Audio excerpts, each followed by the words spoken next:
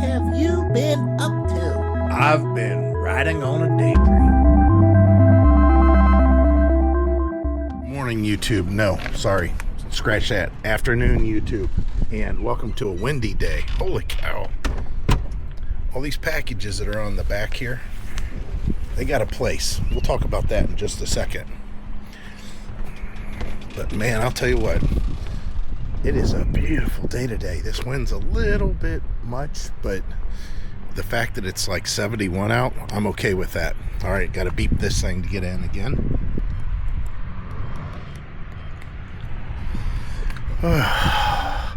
Walla la ba da ba da.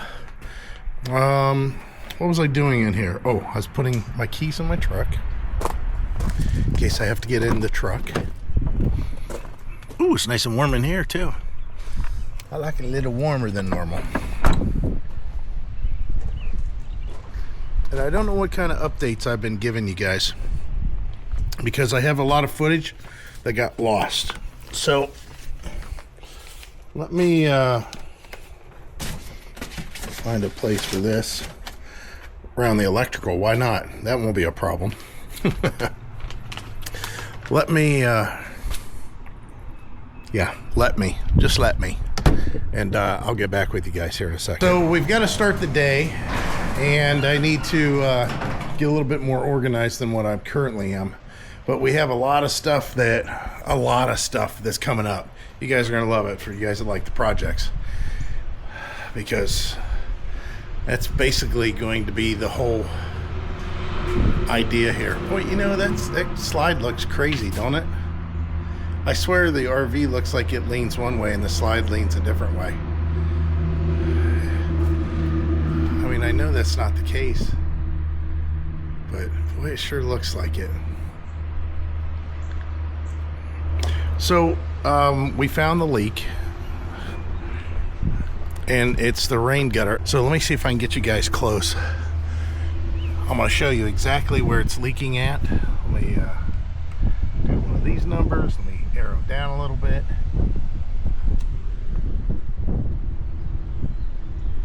Right there.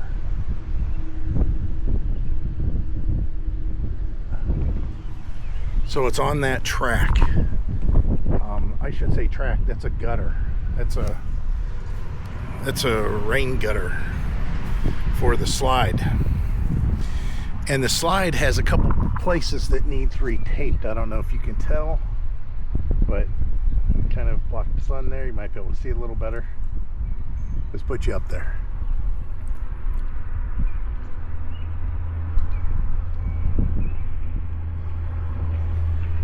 And it's the same on the other side. It's the exact same on the other side. There's a need for it to be retaped, which I've got the solution for that. That's not a big deal. But the part that we were worried about, I should say worried about, is the way to correct that is not what they've done in the past, and that's just goop it up with more stuff. It's to take out that rain gutter, clean off everything, including the rain gutter, which is, like I said before, it's more of a diverter. And then put butyl behind there, find screws that will get into good wood, go ahead and screw it all back in, and then put a bead of something like, I've got totes of it. I got a whole bunch of totes of it. Non-leveling lap sealant. There's self-leveling. I have a whole bunch of that. I want to use that. But anyways, go ahead and put a bead all the way across there. Now that would correct the problem of it leaking. But we knew from day one that it would be probably something we wanted to do, and that is put a slide topper. Heidi told me in no uncertain terms, she says, okay, let's put a topper on there, and then we're kind of done for a little while. She said, you're doing too much, which she's right. She's always right. She goes, you got too many projects going on at the same time. And she says, how about we just get that slide topper on there, and you do what you need to do to fix that track that's up there currently. And I told her, well, if we get a slide topper, there's options. I said, I can take that rain gutter completely off, which still might not be a bad idea. And she says, well, how do you do that? And I said, well, then the holes, you just put rivets in there. I did that to our Terry camper, you know, that having metal siding too.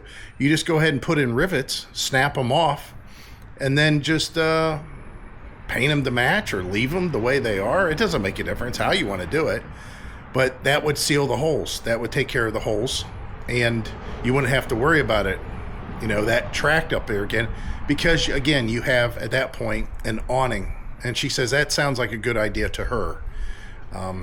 And she says, whatever you feel, you know, whatever you feel. But she, because of what we did when we traveled, having an awning, a slide topper, an awning topper over the slide, let's say it that way, I would highly recommend it. I mean, you get these people that freak out because, and we were one of them too. When we first got it, I didn't like the way that it dipped and all the rain would run off of it, you know, when it got so full. After a while, I didn't care. It didn't make a difference. I also didn't like the way the wind, you know, would catch it and you'd hear it. It took a lot of wind to do that. But you know what? After a while, I didn't care. It didn't make a difference, because the benefit was that we never had sun beating down on our slide roof. When we were, of course, out west in Arizona for July, and it was 115, 114 every day, man, any kind of shade you could get was helpful. And having shade over top of the slide, that roof, was very helpful.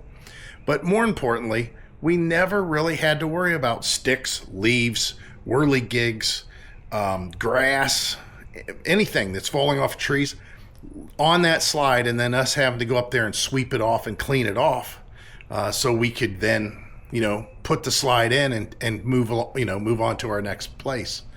I was very happy that we had awning topper or slide toppers.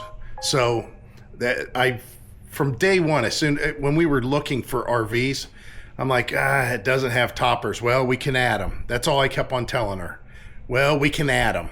So when we seen this one, I'm like, all right, well, we can put one on there. And we just assumed that it would be a little bit further down the road. But the fact that there's a leak going on in that area, and this slide topper is going to cover that whole area, yeah, we need to go ahead and address that. So what else do I got going on? All those boxes that I have setting on the porch, we're going to be doing a review on that, and we're going to try something a little bit different. This is going to be a haul. Heidi said those are popular. People like watching them. I don't know if you guys will or not, but it's going to be quite a few different parts from one manufacturer, accessories in this case. And a lot of these we've talked about in the past, and there's one new one that he came out with, I think it was last year, maybe 2 years ago, and I'm really happy to see it. Those are all things that were sent for me to review. And I'm going to tell you that I've done videos in the past, and he sent me plenty of stuff. All his stuff has been great, all of it. So I'm going to be interested to see if I'm going to be able to utilize all the stuff that's in there. I know for a fact there's one thing that I definitely can't utilize, and that's going to be a step leveler, because we have those.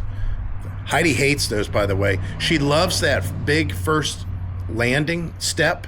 She loves that, but she don't like the steps. She would rather have the pull-out steps.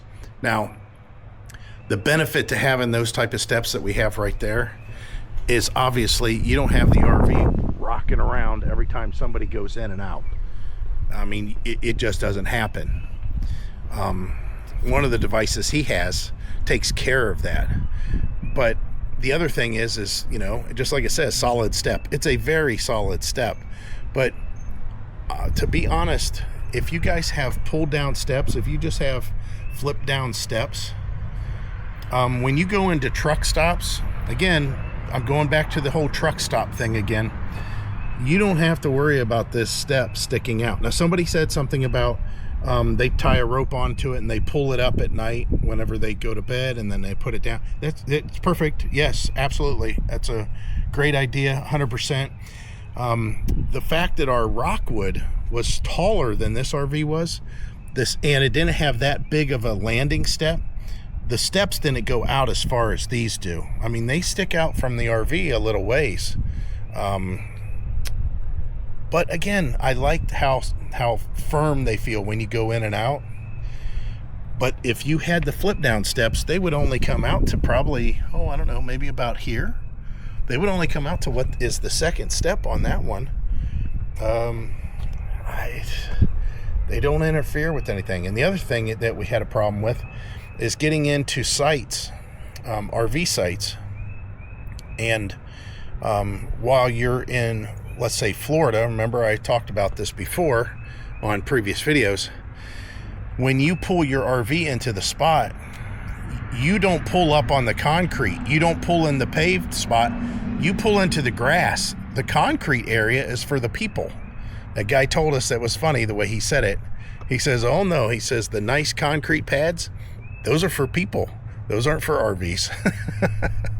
And it makes sense because down there, you don't get the same soil and muddy situations that you do, elsewhere, especially here in Ohio. So when you would pull your RV into a spot, especially in Florida, that had one of those, sites that had pads, sometimes the step would come down and it would hit. Or if we stopped for the night, at, again, a truck stop or something like that, and if we found ourselves close to a curb, which was something we tried to do a lot of times, and we put our step down so it's not interfering with parking spaces, sometimes the curb was too high. You had to get so close that the step would then go over the curb. So they'd have their pluses and minuses. I might talk about them more in the future if you guys feel as if you might want to explore getting some of those solid steps or that style of step. But yeah. So the other project that I have going on is probably going to be a little bit quicker than the others, well, to get to, and that's putting on the hitch. I talked about all those weights and everything, and again, you can see this hitch has got a pretty good weight rating. This is the highest you can get for the F-150, unless you have a factory one that has another package that you might be able to get a 1300 with weight distribution. This one has a 1200. I'm fine with that. I'm not going over that. So we have stuff, right? I have stuff that I need to do. And here's the other thing. This is the craziest part. All these boxes back here. This box here. This box here. The box that's down in the bottom there. Not that box. This box here. You can see what it is. Yeah, I've got all this. Oh, that's one. This one too. I have all these ProPride parts that need to be installed. I think the bottom one down here too. Yeah, that bottom down there. So 1, 2, 3, 4, 5, 6 boxes that are for the hitch install, which I have to do that. Now that's on the trailer, obviously, to install that part of it. But this part of it is to install on the truck. I haven't even looked underneath my truck. I know I have a Kurt hitch on there, and it's a pretty good Kurt hitch. It's just not as good as this one. It could be welded on there for all I know. But yeah, oh, that's what I was doing. I've got one more task to do. And if you guys want to fight the wind with me, we can go listen to that one more task. Or go watch that one more task.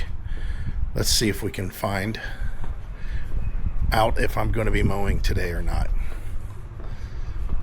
I mean, I've got to go through this routine. Now, you want to see one of the wettest spots in the whole yard? There's two. Back there, we'll find there's two. There's a low spot there, and then that back corner. And then right here, where I almost got stuck the other day.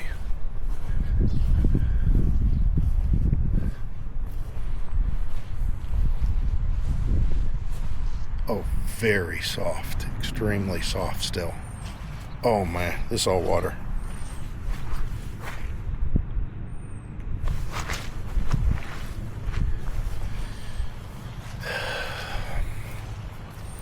So the story is if I mow, I'm limited. And the only reason I would even consider mowing is tomorrow's thunderstorms. We don't have a lot of hot weather that might dry it out. Matter of fact, this evening is when the rain should start. Let me see how much I can get. Wow, even this is more than what it was before. Ooh, I need to fix that. Oh, that's just cloth.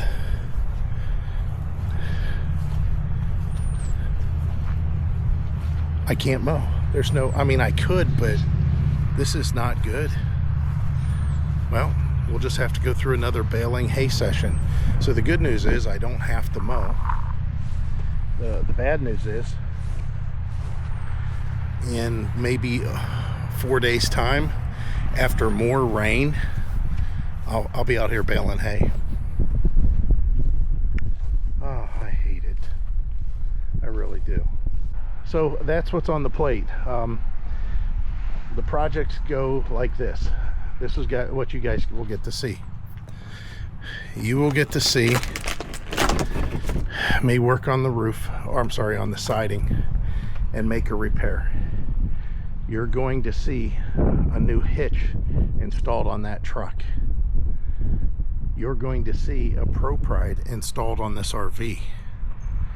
You're going to see a slide topper installed on this RV. What else are you going to see? Oh, you're going to see a review of a whole bunch of accessories that come from our friends Beach Lane. Beach Lane's been around a little while, guys, and he's got no joke stuff. We'll definitely have to cover that in a video, but I want to do it the right way. I want to do it the right way just to make sure that he gets the correct exposure, because it's I basically let him know, hey, we have a new RV and I don't have anything.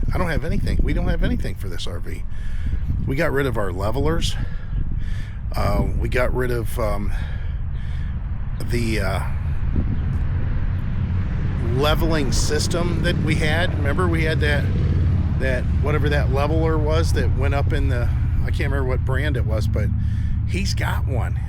So we're going to try that out because his looks pretty nice. His interface looks pretty nice.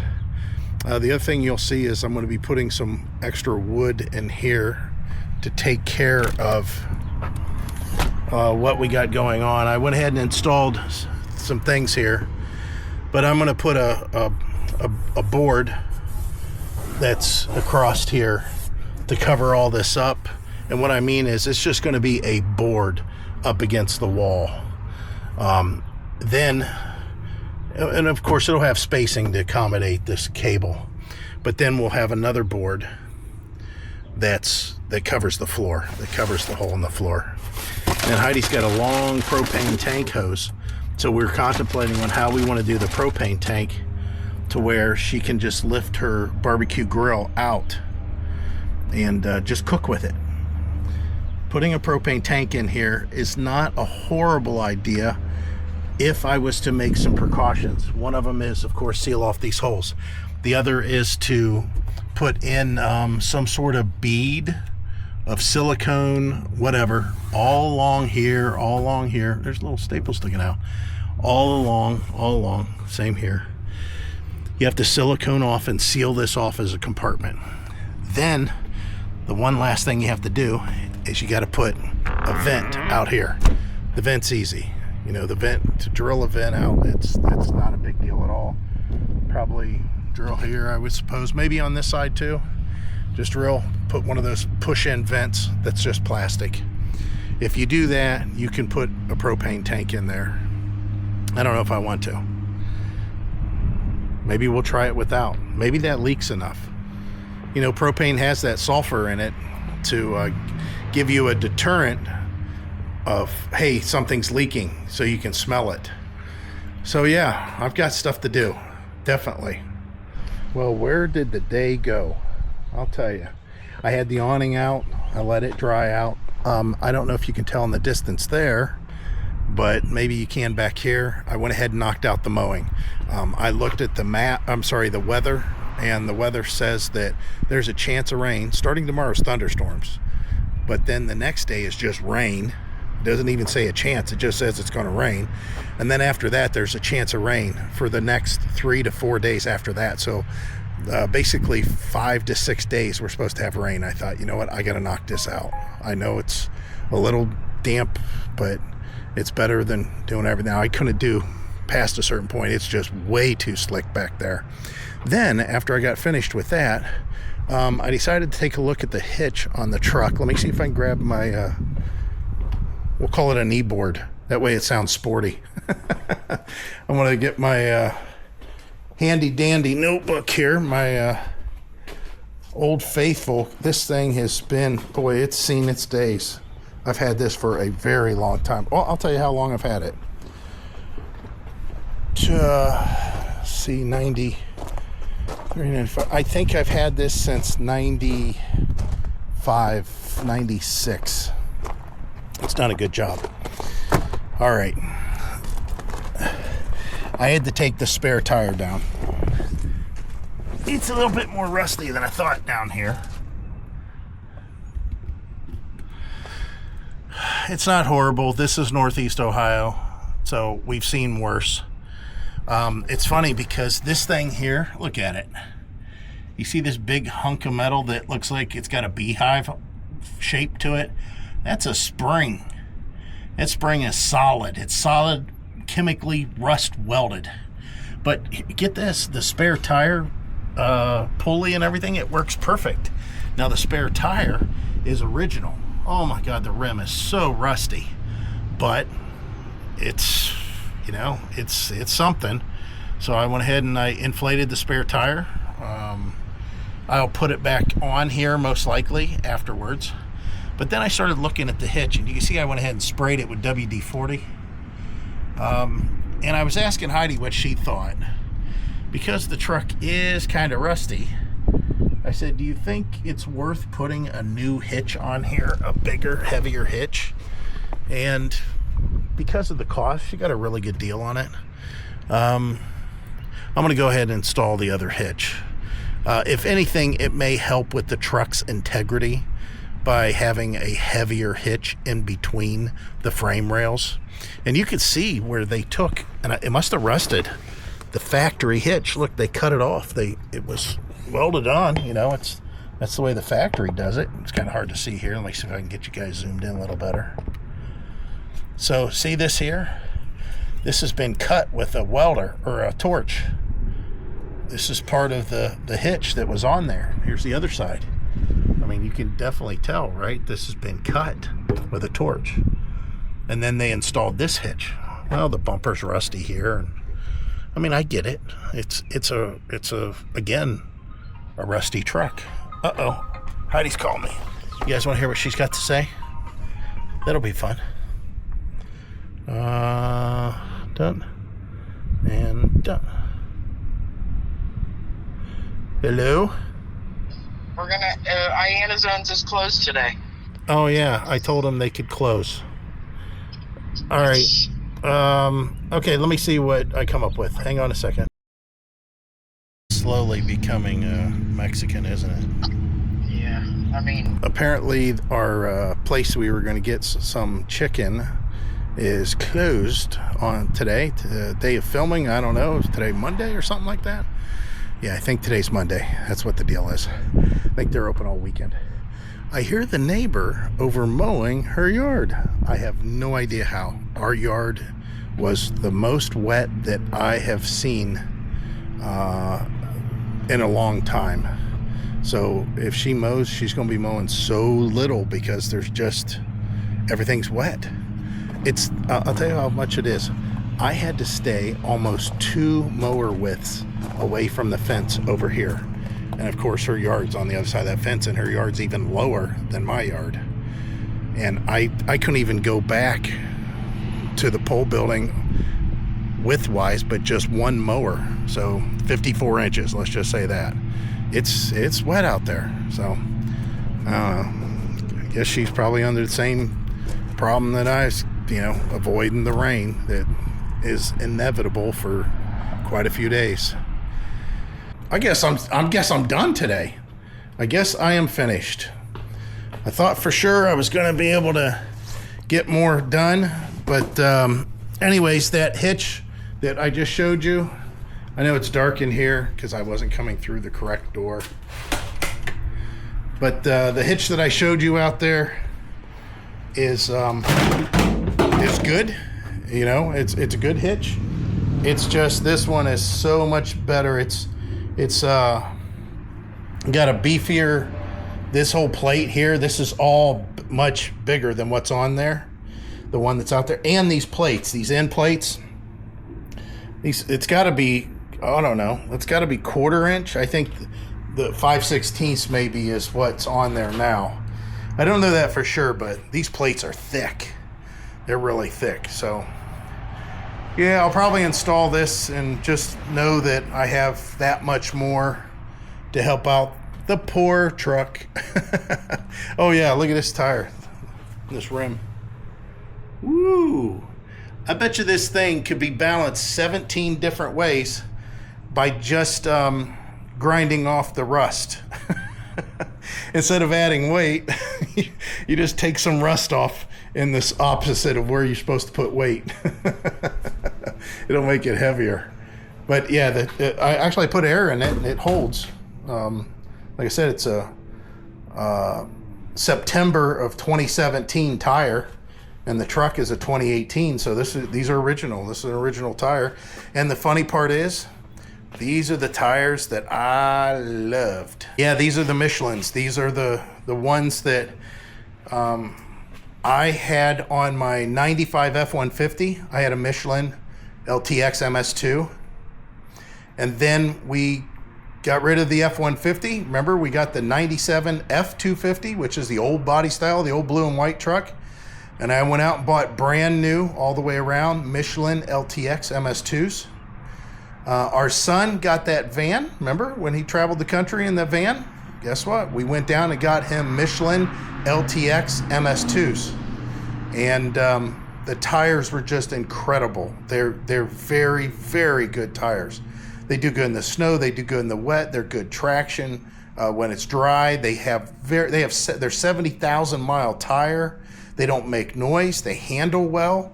They do really good. I mean, I can't say enough about them.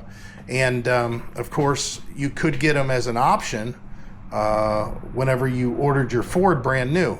Not only on the F-150, but our Super Duties came with Goodyear Wranglers, and I was going to work a deal with the guy to try to see if I could get Michelin LTX MS2s, and he says, listen, give the Goodyears a chance, see what you think. I gave him a chance. They were okay, but I believe I would have got better mileage out of the tire if I had these Michelins. I'll have to say that the Goodyear Wrangler, though, it was pretty darn good in the snow. I'll have to give it that. It was much better in the snow than I thought. You got to figure that those Super Duties, being all aluminum, that they're light, right? I mean, they're lightweight. Not a lot of weight in the back of the truck for traction. So for the tires to propel it down the snowy road, I was kind of impressed.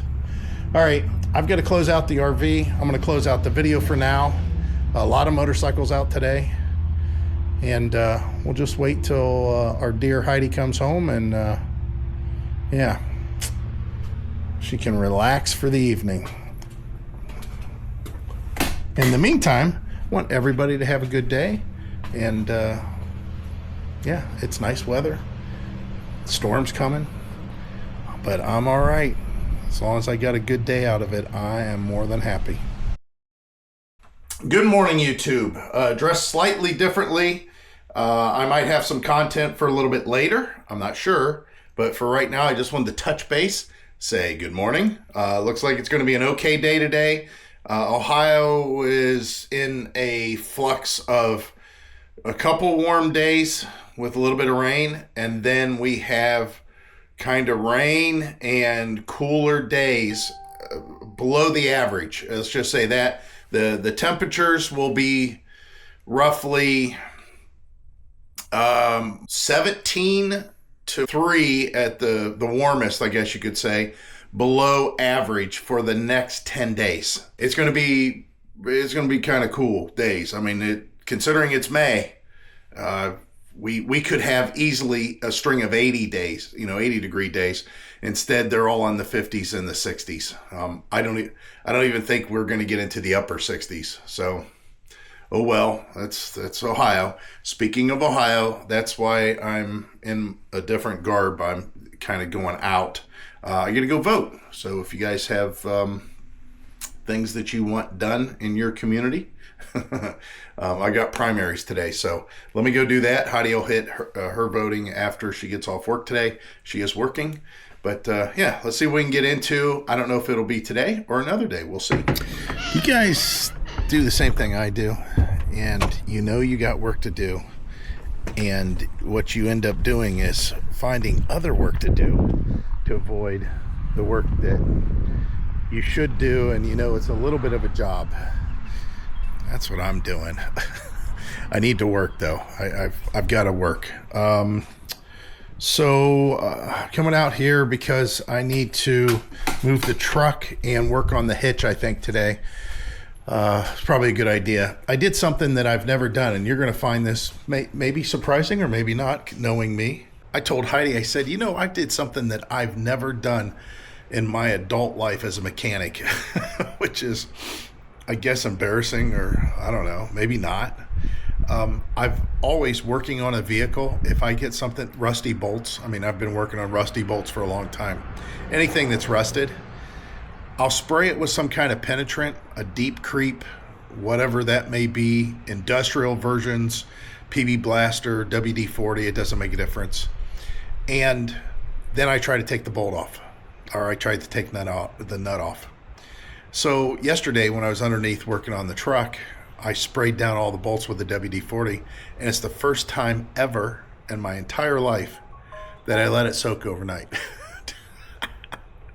I don't know if it makes a difference or not, but I told Heidi, I said, man, I can't believe that I actually sprayed the nuts and the bolts, and then I didn't work on it. I said I let it soak. I said it gave me an excuse not to do the work too, but I just thought that was kind of funny that I've never done that. Like I said, maybe that surprises people, maybe it don't. I don't think, personally, with very few exceptions, and usually it's because I can't get to them. I've always been able to take nuts off of bolts or bolts out of rusted stuff.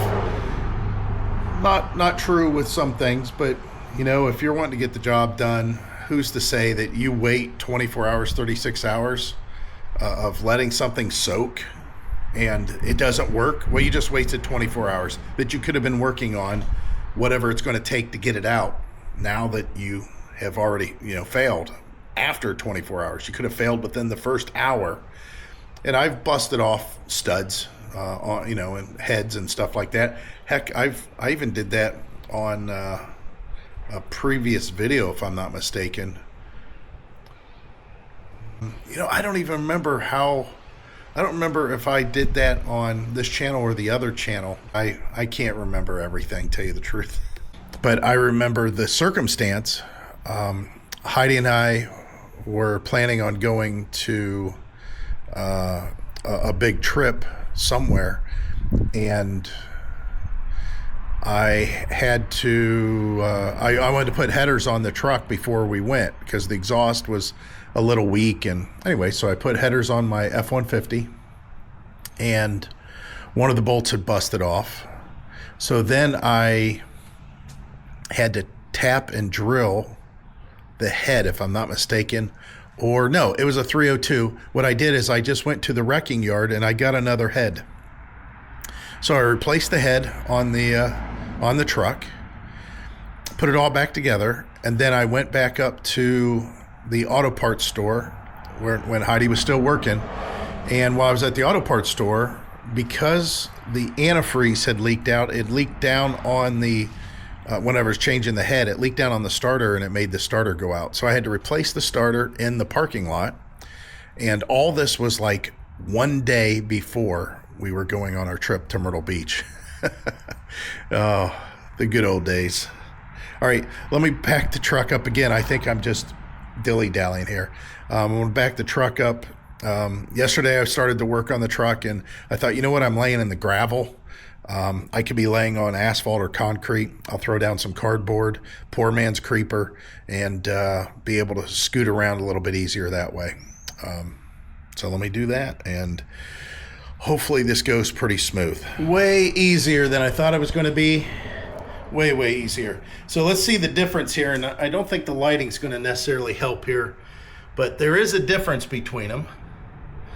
And a lot of it has to do with the gusseting that is on here. You can see that there's a separate bracket altogether that's underneath the receiver tube. The bracket on top's about the same. The plate looks to be thicker on this. I don't know how to describe that, but there seems to be just the slightest difference. I mean, just ever so slightly. Not as much as I thought before, but when I picked this one up, I mean, I can tell it's heavier. So maybe the square tube is something different too. Let's see what else. Oh, well, there is plate on the back. So, I mean, the plate on the back here just stops underneath. You can see it just kind of V's down. I don't think the extra weight is just that one big L plate, but anyways, you can see the difference in the weight capacity of this one being on there. 6,000 with a 900-pound tongue, 10,000 with a 1,000-pound tongue with weight distribution. Same thing, 10,000 with a 1,000-pound tongue, so 4,000 pounds more and 100 pounds more on the tongue weight without weight distribution. And then 12,000 and 1,200 with the weight distribution. So you can see it's 2,000 pounds more and 200 pounds more tongue weight when I use weight distribution. So that's a difference there. I like the loops on this one for putting on chains versus this, especially the seems like the RV ones don't like that so much. Those clips always like to get caught up in that. But to take it off was very simple. The worst part was rust falling in my face. These bolts aren't rusty at all. I didn't even have to put lubricant on them last night if I didn't want to. They just pulled right out. So much so, then I'll just resell this thing. So basically, this one here is a class 3 hitch. This one's a class 4 hitch. I just wanted to step it up just because that Pro Pride system, the way it's mounted on there and that stinger going into the receiver and the way the stinger gets twisted around, that's a lot of weight. That's a lot of forces that are going on there. A lot of side-to-side forces like this on that stinger. That's why it locks in so well with the Pro Pride to, you know, its whole system. It's just different. So I wanted to make sure that I didn't have anything flexing around. I'm glad I made this change. Again, I got a real inexpensive, you know, I'll sell this on Facebook Marketplace, this old one, for like $100. I only paid $286 for this one with Heidi's discount. Oh, FedEx is here. You know what that means? I got another review. Well, we're all done. I've got rust in my ear. That's the worst part. I can't stand having rust in my ear. Out of all the stuff, rust in my ear. Ugh. It's, ugh. Sometimes you can't get around it. At one point, this becomes a 2-person job when you're supposed to hold it up, but you can get around that. I ran that ratchet strap there from one side to the other off of the shackle mounts to hold the front of it, and then I just used the floor jack to hold the receiver tube part of it, and then you just jack it up equally and use the ratchet strap, and eventually you'll get it up in there, and then you just line up the back holes, then take the ratchet strap off. And anyways, it's a rusty, dirty job, but we'll go ahead and try to show this to you. We'll hit my head. Get my head on my new hitch. Yay! So here it is in all its glory. You can see the frame's pretty rusty. Now the frame, when I say pretty rusty, in this part of the country, this is called surface rust. Believe it or not, this is just surface rust. Because there's no holes, there's no real there's no compromise in the material necessarily. But nonetheless, it's rusty, you can see. I'll get this thing sprayed here shortly. And then this side over here. So here's what the hitch looks like from the back now. And we got that higher rating. How about that? So now with the hitch the way that it is, I'll be able to try to get the Pro Pride set up on the trailer. You know, as far as the receiver height, I'm sure they were the same. But I didn't, you know, no sense in taking a chance of it being slightly off. But yeah, that's all right. I am so glad that that is finished. And again, if this hitch would have cost $280, something like that, I would not have, I wouldn't have put it on. I would have kept what we had and just, you know, paid attention. But it was only $186 with Heidi's discount. Again, with a special discount that they give out their employees every once in a while. And the nice thing is I'll be able to sell the other hitch for $100, and we'll only have, you know, $90 in this hitch. Even if I sell the other hitch for $90, $80, I mean, it's almost half of what this one is. So it kind of pays for itself, except for the work that I had to do. Hopefully I didn't screw anything up down there. I don't think that I did. Normally I don't, but I always second guess myself, I should say. So let me clean up my face, clean up this mess, clean up my tools. And yeah, it looks like it's going to rain out here, which I know there's supposed to be storms today, but I don't know if I'm going to get any other projects done. I mean, I guess I could in the garage here. Well, we'll see. Tomorrow, believe it or not, wow, is it fast? I mean, that's 2 days, 3 days. Yeah, 3 days. It's 3 days. The slide topper, the awning, is going to be here. That was much sooner than I expected. I'm not ready for that, that's for sure. Well, it's a far cry from what it was just yesterday. The high temperature today is 50. 50. I got a package here. It's going to be something that we're going to review. I've already talked about it. I'm trying to pick it up with one hand while I talk with you guys on the camera. Oh, it only says 40 pounds, but it sure feels heavier than 40 pounds. Yay. So we have basically a cool pattern like this. Some days warmer than others. For the next, I don't even know how many days. Quite a few. Like about 10 days. So something which I like using the phrase. It was on. It was Will Arnett said it on a movie, and he goes, "Yeah, a slight wrinkle dinkle." So the slight wrinkle dinkle is me not acting on something that I seen the other day. You see, the slide is in. The reason the slide is in is because I did not fix the top of the slide. There, you know, the top of the slide has had some tape coming up. That's the best way to describe it. Just some tape, and it's part of the seal, obviously.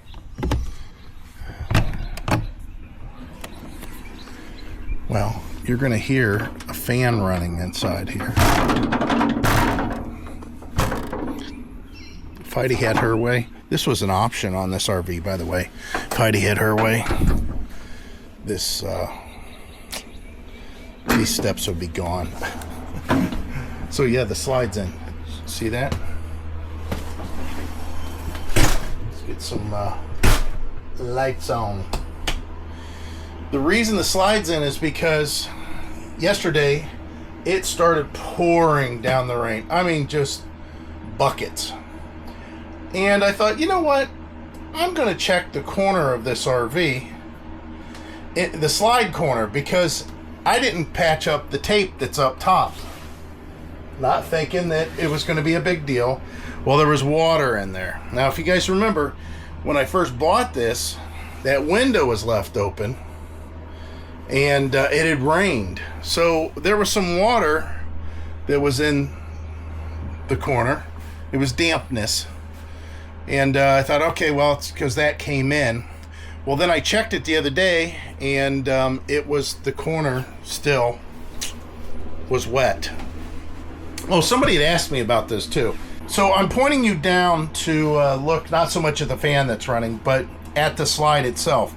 And somebody had mentioned, rightfully, they said, hey, I heard that when the slide's in, you're not supposed to step on it because it could break it.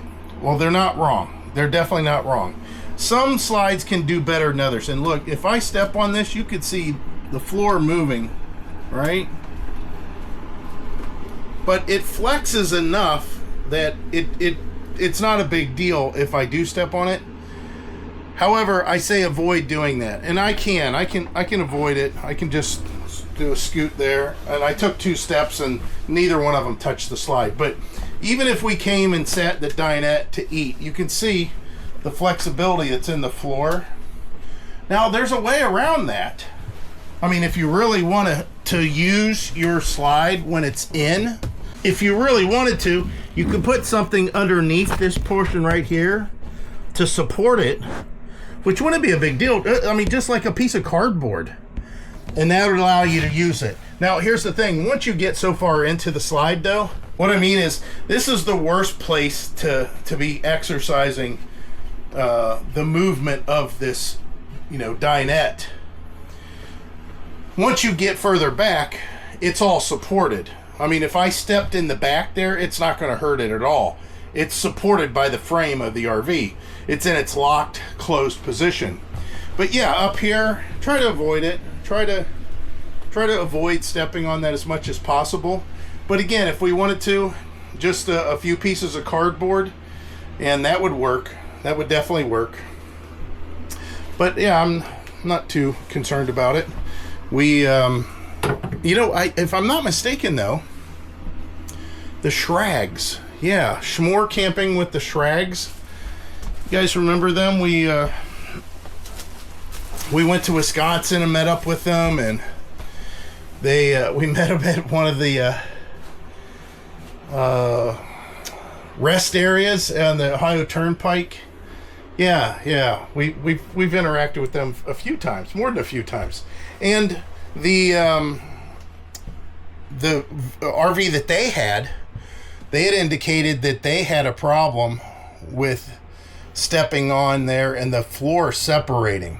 I mean, like I said, it could happen, but I don't know. If it's something that we think might be an issue later down the road, we'll look at it more. All right. So, like I said, the fan has been running since last night to dry out that area. It's underneath here. I don't know how well you can see that. It's kind of a tough angle there, I guess you could say. I never did check this corner. You think this corner might be wet? I mean, the tape is peeling on the slide on both sides in the exact same way. So it could be. Let's go ahead and let's nip this in the bud right now. Let's see if there's something going on there that's going to be an issue. Now I see something that I'd be concerned about. Look at this. Did they leave the window open? Is that what's going on there? Let me see if I can turn on the light, see if that helps or makes it worse. There's water staining on this board. It could mean something. Maybe it doesn't mean anything. Let's go ahead and get this wop-de-doo out of the way.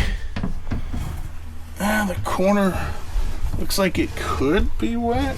So I'm gonna reach back here. Nah, that's dry. That's part of the wood's pattern there. But it's dry. It's dry as a bone. Yeah, it's not really too much of a concern. I don't know how this got wet here at some point. I mean, it could be they left the window open, I guess. That would make sense. If that window was left open, that would definitely cause that. Yeah, I told Heidi, because I you know, there's a lot of times that I keep that,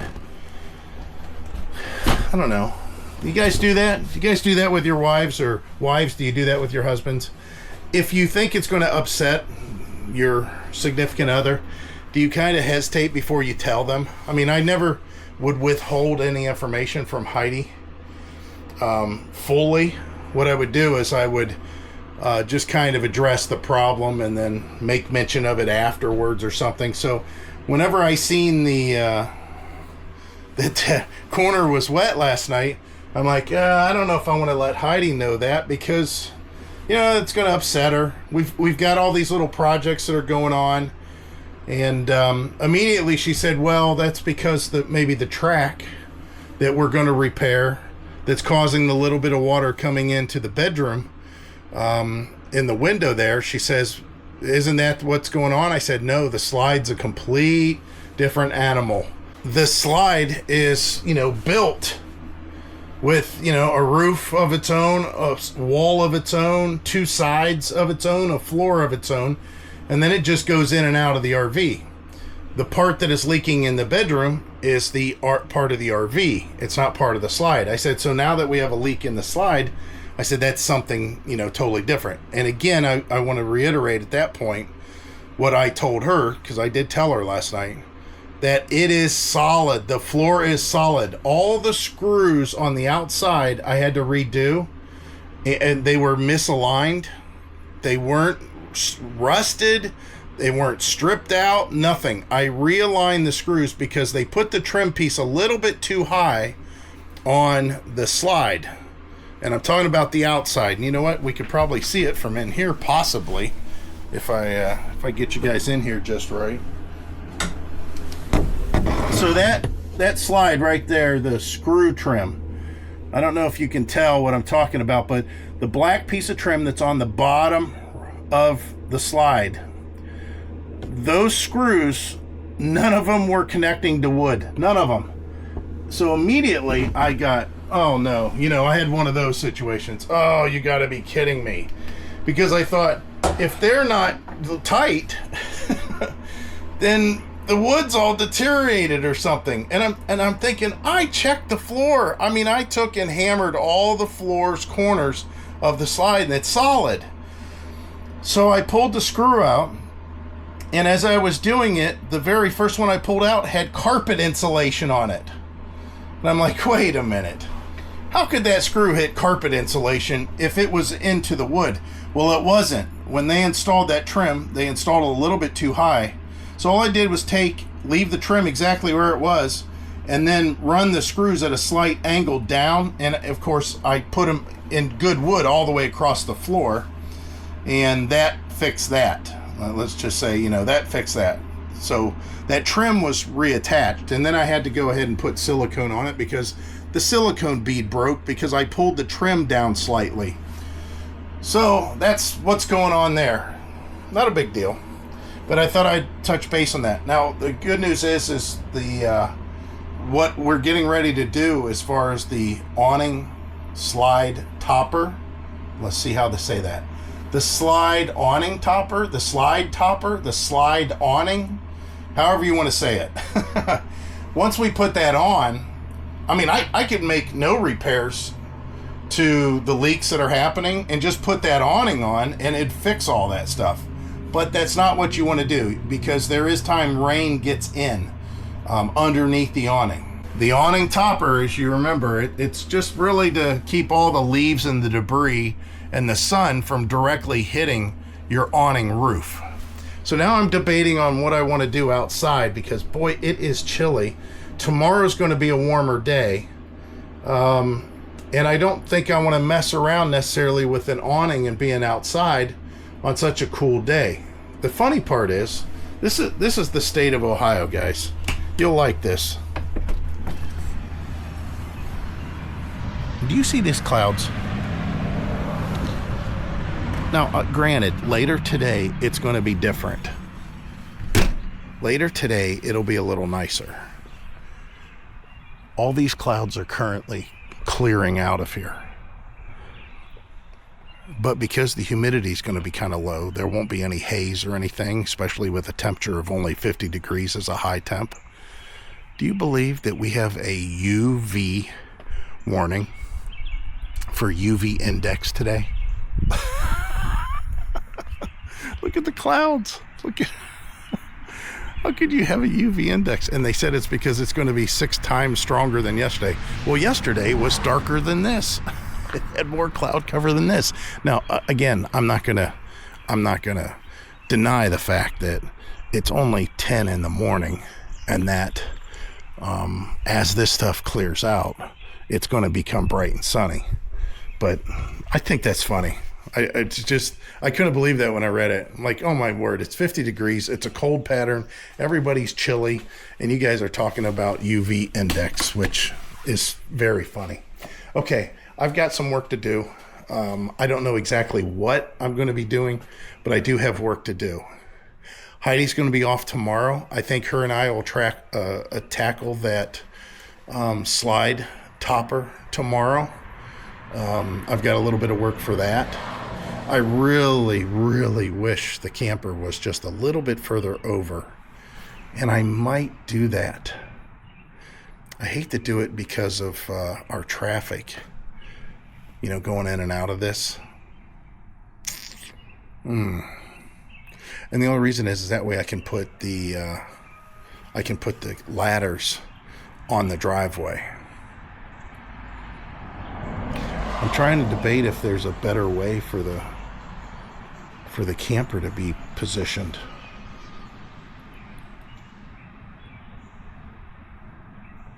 I wonder if I back the camp. See, I need it to be on asphalt. And the reason I did it over there is because it seemed relatively level for me to be able to install the hitch. Not the hitch on the truck like I did yesterday, but the ProPride hitch on the RV. Man, I don't know. Like I said, I could get it sideways over here. The camper's overall 28 feet. 28 feet would put it well in front of this door, and it would put it out a ways. Man, I don't know. I think I could back it up far enough that the slide may clear.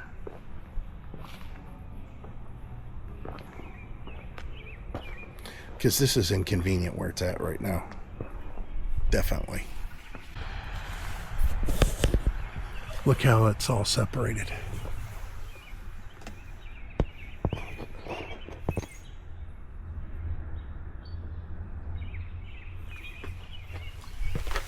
You can see that, right? We'll go ahead and look, show you up here.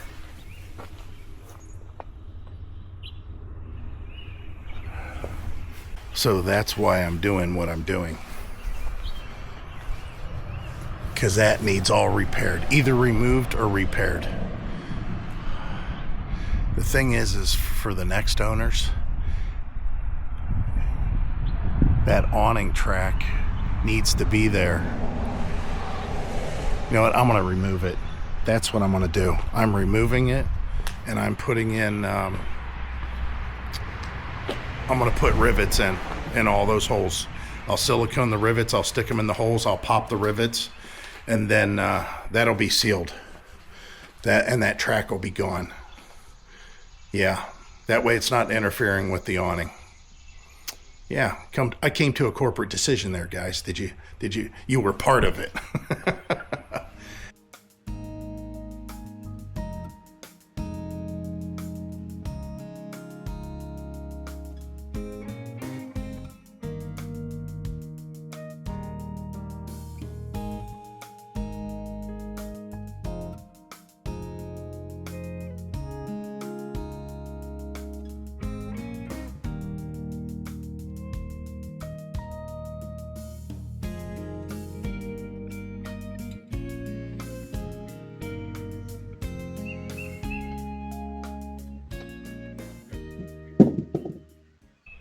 Well, I still got it till I don't. Look how nice and close I got that. Man, is that cool or what? Heidi's going to come over and look at it immediately and think, you hit that, didn't you? Nope. I got as close as I could. I could have turned it sideways. It's probably the only thing I could have done. It would have been a little easier. But look at all this room for activities. Our son will park behind my truck, and that way everybody can do their turnaround here. They'll be able to turn around in this area here. I did have to drive in the yard though. I didn't like it. And again, if you guys aren't familiar with this, because you know, people down in like Georgia and Florida, especially Florida, they can drive on their grass year round. You can't do it up here. It's a big no-no. I've already stomped all this out as much as I could. It was like this the whole way. It was that deep the whole way. I know that's not coming out on camera, but it's a trench. Well, you can tell by how much it's gone up on the side of the tires, how deep that trench was, right? Yeah. Okay, so this is what I'm working with. Again, I've got so much more solid ground here other than where it's at right now. I'll be able to deal with the gravel a lot easier than I could over there in the grass. So we'll go up the ladder one-handed. 250 pound capacity. I'm over that. Always living dangerously. Okay, let's go ahead and try to show you this now. Be a little difficult. Let me go one more rung up. Okay. This is what I'm talking about. Look at this. That's not even connected. I mean, it's not even nothing. Look at that. It just whatever. So you see this ridge right here where the screws go into. It's flat on the bottom side here, and that holds water, and that's what's going on up there. The water's running this whole track and then dumping off down the wall. Not good. I see that I have to do some weather stripping repair on the window there too, but I came up here for a reason. That was yeah, those have got to be the originals. So I'll get my little what's that thing called? The screwdriver that has the Roberts. That's it, Roberts head. I'll get my Roberts and come up here, and I'm gonna rip this track out. I'm gonna put rivets in there with silicone. I'll try to clean this silicone off as much as I can before I do so, and then this track will go away. It's like I said, it's ridiculous. I get it, I understand why it's there, but man, if you're gonna do something like that, you should at least do it in a manner that it's not going to screw up. Yeah, horrible. And I know a lot of you said on this, whenever we said it was leaking, you guys said, oh, it's the weep holes, you want to clean out the weep. Yeah, I know, but it don't have weep holes. I mean, here you can see. Of course, these will need cleaned out too. I might have to get me a little air compressor. I keep on avoiding it because I don't want to put an air compressor in my garage, but man, stuff like that, I can't use a leaf blower. But yeah, let me get to work. We'll see what we come up with, and then after that, oh, I know what I need to order. Shoot, I forgot to order more plastic trim. I have some. I might have enough to do the top of the slide, but that's pretty much it. Yeah, you can see how much I got here. It's not near enough, but it will do some. So I'll try to find the places that need it the most, or maybe that I'm closest to, and I'll do it then. Oh yeah, and I've got to do it the whole roof line. Oh yeah, I need some. That's all there is to it. Coming along. See, I've got the silicone soaked rivets. I put so much silicone on the rivets that they didn't want to come out of the gun, the you know, the parts that popped off. But this all gets covered up with an awning anyways. So you can see what we got going on here. I need to do a lot more cleaning. I think the awning, it says that it should go 3.5 inches above the slide. Well, I don't know if they mean actually on the slide or the slide. You know, this thing here, the trim.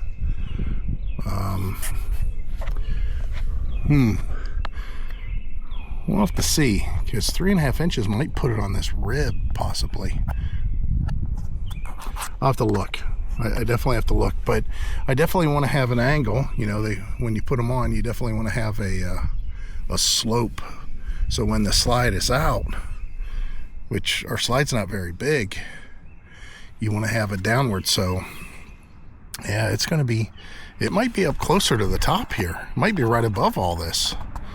Yeah, we'll come to that when we come to that. In the meantime, I got to fix this crap. This got pushed out. I'm going to put a little silicone special on there and then push it in and take it from an area that doesn't need it as much. I mean, this is what happens whenever they get, you know, things get a little bit older. There we go. Things get a little bit older, they, you know, they start to show their age. Yeah, this don't look too bad though. All right, enjoying the view up here today. The wind was blowing early. Boy, it's kind of chilly, but it's warming up slowly, very slowly. Oh, I can put the slide out. I got to do work on the slide. I forgot I got to tape those ends. I'm sitting here thinking that I'm putting up an awning.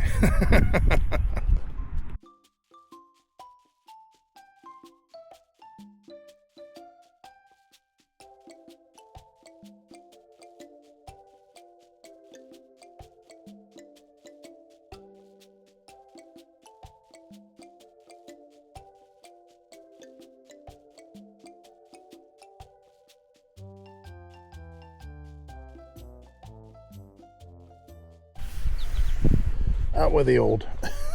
There's the track is gone, but yeah, so all the screw trim cover up there has been addressed. I went ahead and addressed this corner for the window, put the trim back where it needs to be. I siliconed up this stuff here just a little bit because there was a crack there. There was a separation in the silicone. Other than that, it's not leaking there. I just wanted to make sure it don't leak there. And then I replaced the trim across the back, the screw trim across the top, because that was something that we noticed when we first went and looked at the RV. It was falling off. He didn't even know at the time. He had said, "Oh, I didn't even see that back there." So anyways, that trim's finished. I don't know if I remember seeing some other screw trim somewhere that was bad. Some reason I think it was on the front here. Heidi and I was talking about it, and it brought back memories. No, that one's all right. Is it this one? Yeah, this one's poking out in a couple spots here. Yeah, it's still there. I don't know why. It looks like that they never installed it correctly. That's all. Huh. Oh, that's okay. I got it. Yeah, actually, that looks good. Maybe we're okay with the screw trim. Yeah, the trim for the screw cover. The thing that I'd like to do, though, of course, I'm going to take this off because I don't even know where this place is. Canfield, obviously. I want to take this off. There's going to be a faded spot or a bright spot behind this, but looks like that'll come off. I got to take this goop off. That's what it is. It's just goop. We'll wash and wax that at some point. But the next thing I need to do as I'm dorking around here is the slide. I am ready to put the slide out now, finally, so we can work on that. So let me put it out. Let me look at the slide at the top, going to the top, and I'll show you what it looks like up there and what I'm addressing. I might be going overkill on what's happening there, but you know how that goes. Heidi says she was looking like she was dying, so she had to put makeup on. So it's a new day. Heidi's off. However, she has to go get her oil changed. Are they going to fix your headlight today? Oh, or order it? Would you look at it? Just look at it. Will you just look at it? Look at it. Would you look at it? Just look at it. Everything's a process. Every time I come across something like that, I just say, look at that. I think I'm 700 or 1,000 mile, I don't know, over my oil change, because you can't call them the week that you want your oil changed. You gotta call them a month ahead of time. Well, we're going to change. Well, eventually that'll change with that new dealership going on locally. Yeah, that but won't be until next year. I think that we just have to, I think the reason that she continues to go to this dealership is because it's for warranty reasons. They do recalls. Yeah. And you don't have to make an appointment on it. And if there's any problems with the engine in the future, they can't say, well, you have to show us that you changed the oil and the correct interval. Well, anyways. So I've got stuff I have to do today inside the RV. I finished out last night without finishing out anything on the video. I left you guys with me working on it and doing that trim. So we were debating on trying to share some information with you guys because I'm sure there's going to be backlash on some level, and I think that the best way to take in this information from us is by seeing how we react to it and realizing how we feel about it.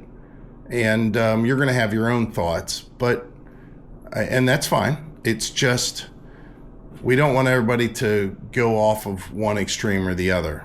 And it wasn't fully expected, but we always, there's so many things are unexpected. So last night, the reason that I stopped my recording the way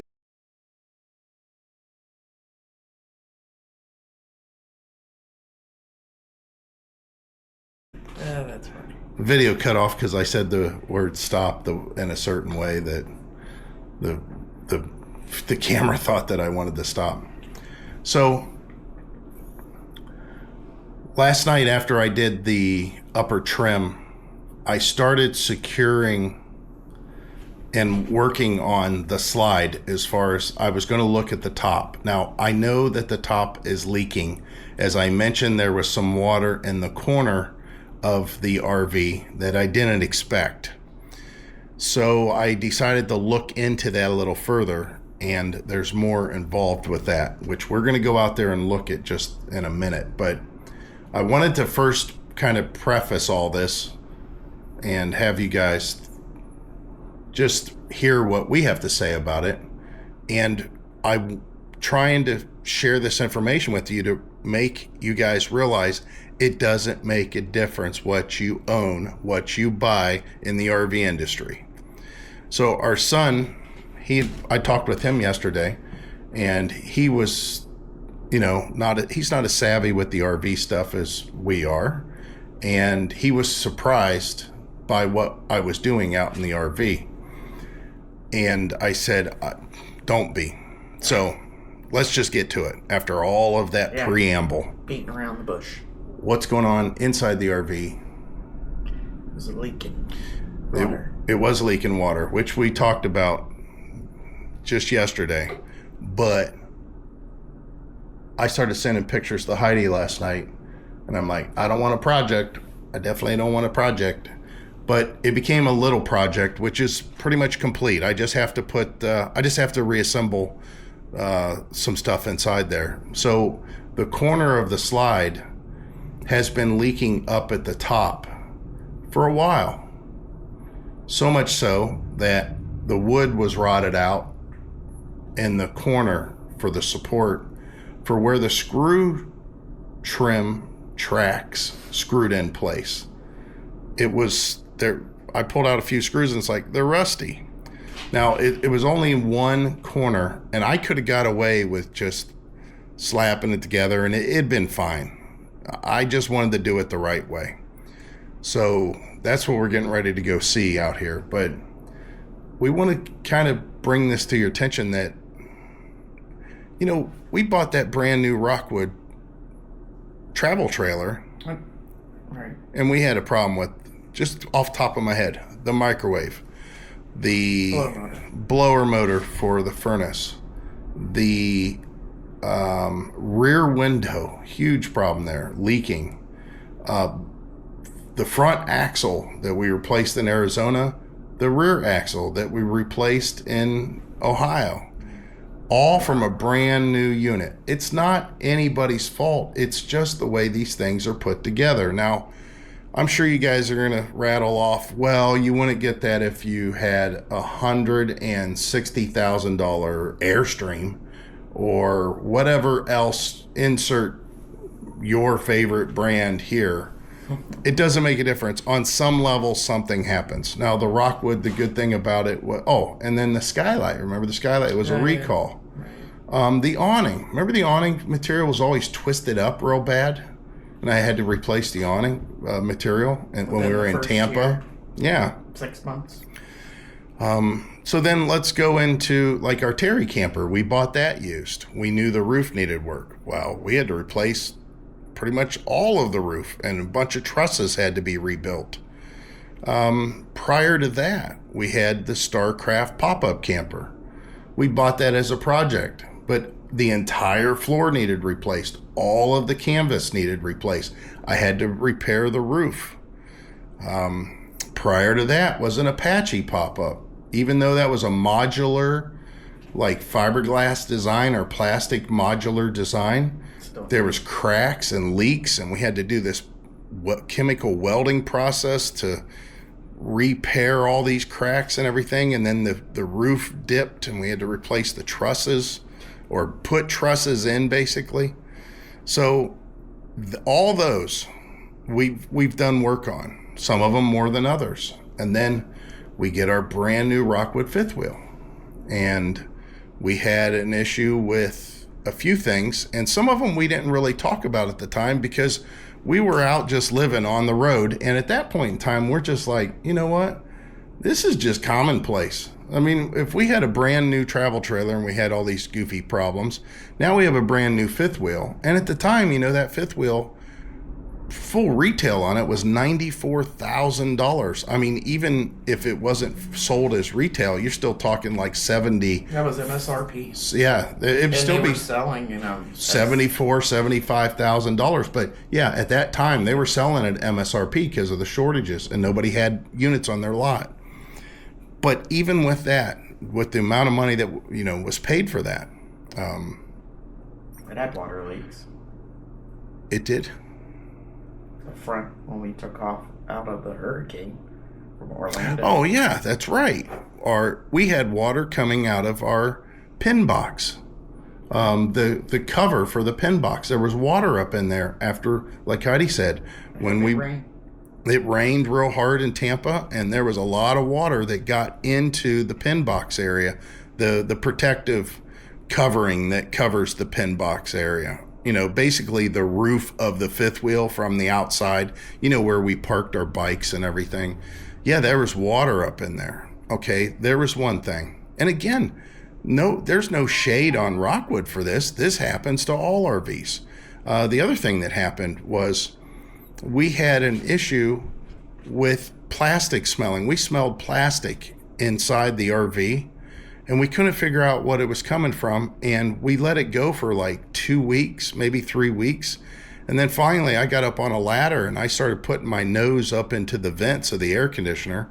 And I found that the solar panel, the way it was connected to the solar controller in the roof of the RV, it was melting. Correct. Yeah, the connections were not made with a substantial crimping type thing. Instead, it was like twist on, and it just wasn't the right rating. So we had a problem with that. What else did we have a problem with? We did have a problem with the front pin box flexing a little bit more than we liked. We don't know if there was a problem there. It just flexed. Yeah, we only had that for a year, so. Yeah, and with a lot any of times, you know,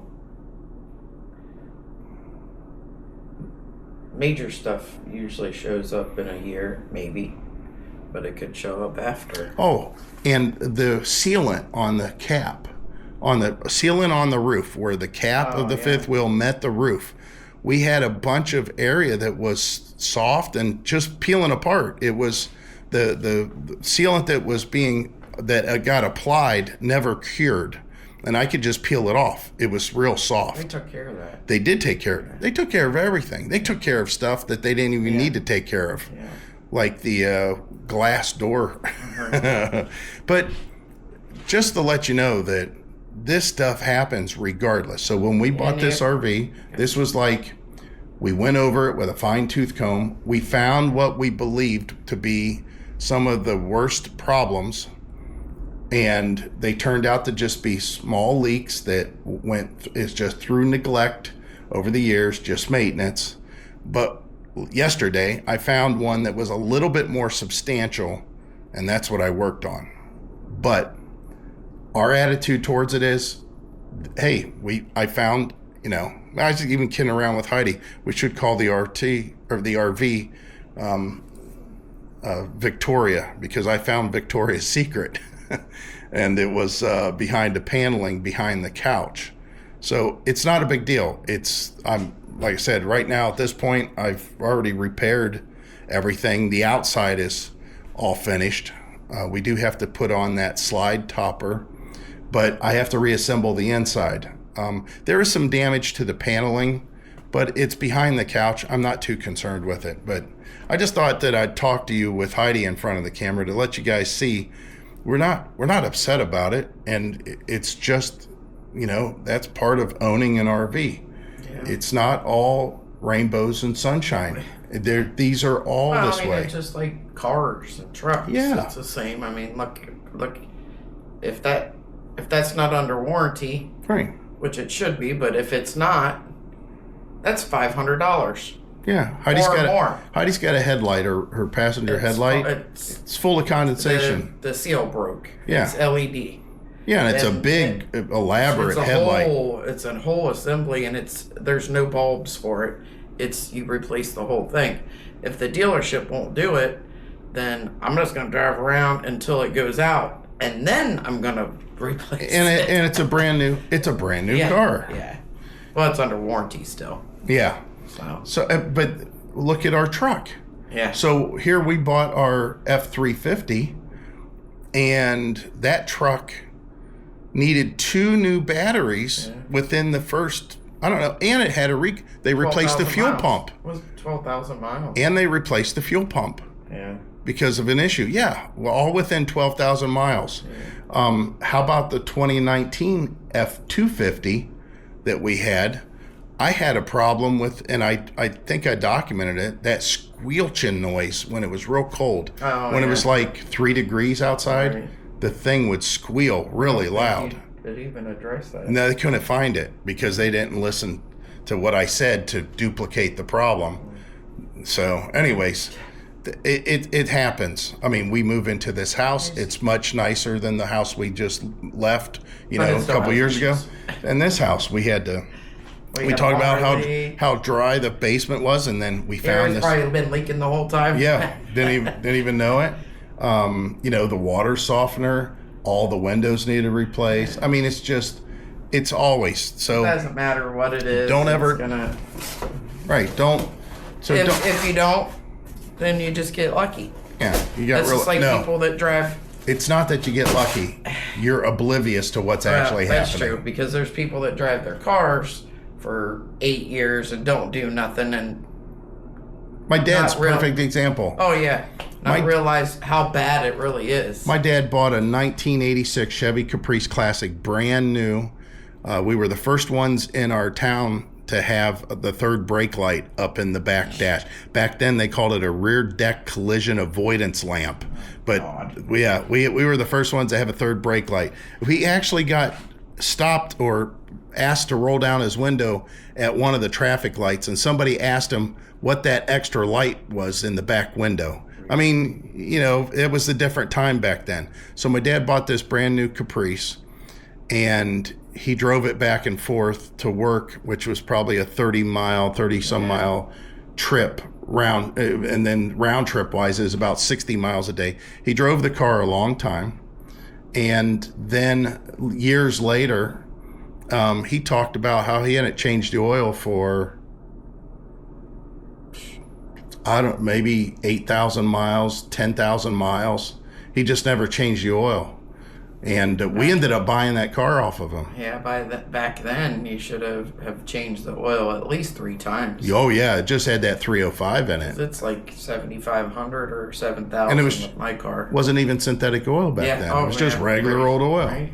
But, yeah, and my dad, he's just like, yeah, well, it runs. It does fine. You know, that's just the way that he was. And there's a lot of people like that. Like I said, there's people that are out there that will buy an RV and they're happy with it as long as, you know, they don't get wet when they're in there. You know, don't drip on me, I'm okay. You know, oh, it's just running down in the corner. They don't care. They don't know. And honestly, it would be like us with a tent. I wouldn't care. I mean, I wouldn't put the tent away wet necessarily, but, you know, it's a tent. It's meant to be wet. It's meant to get a tear in it. It's meant that, you know, I'm not going to go repair it. But with an RV, it's a little bit more involved. Yeah. So let's go show you. I'm going to let Heidi go because she's got to go do her oil change thing eventually. Oh, looks like it's going to be trash day again. I didn't put this cardboard by the door because we have so much more cardboard to go out to burn. Oh, let me unlock my truck.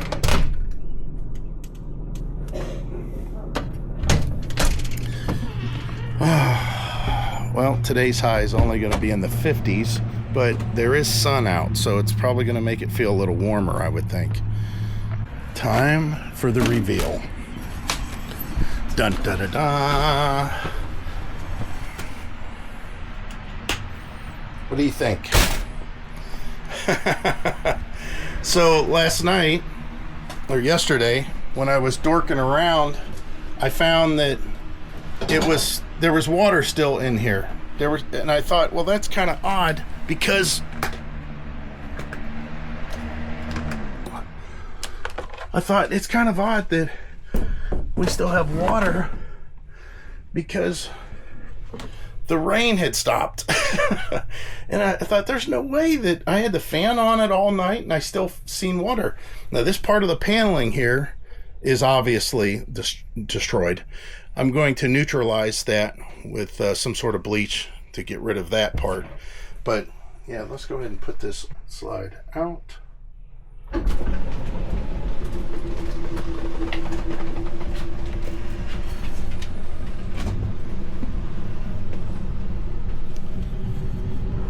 Again, the slide works really well. We've never had any issue with the slide.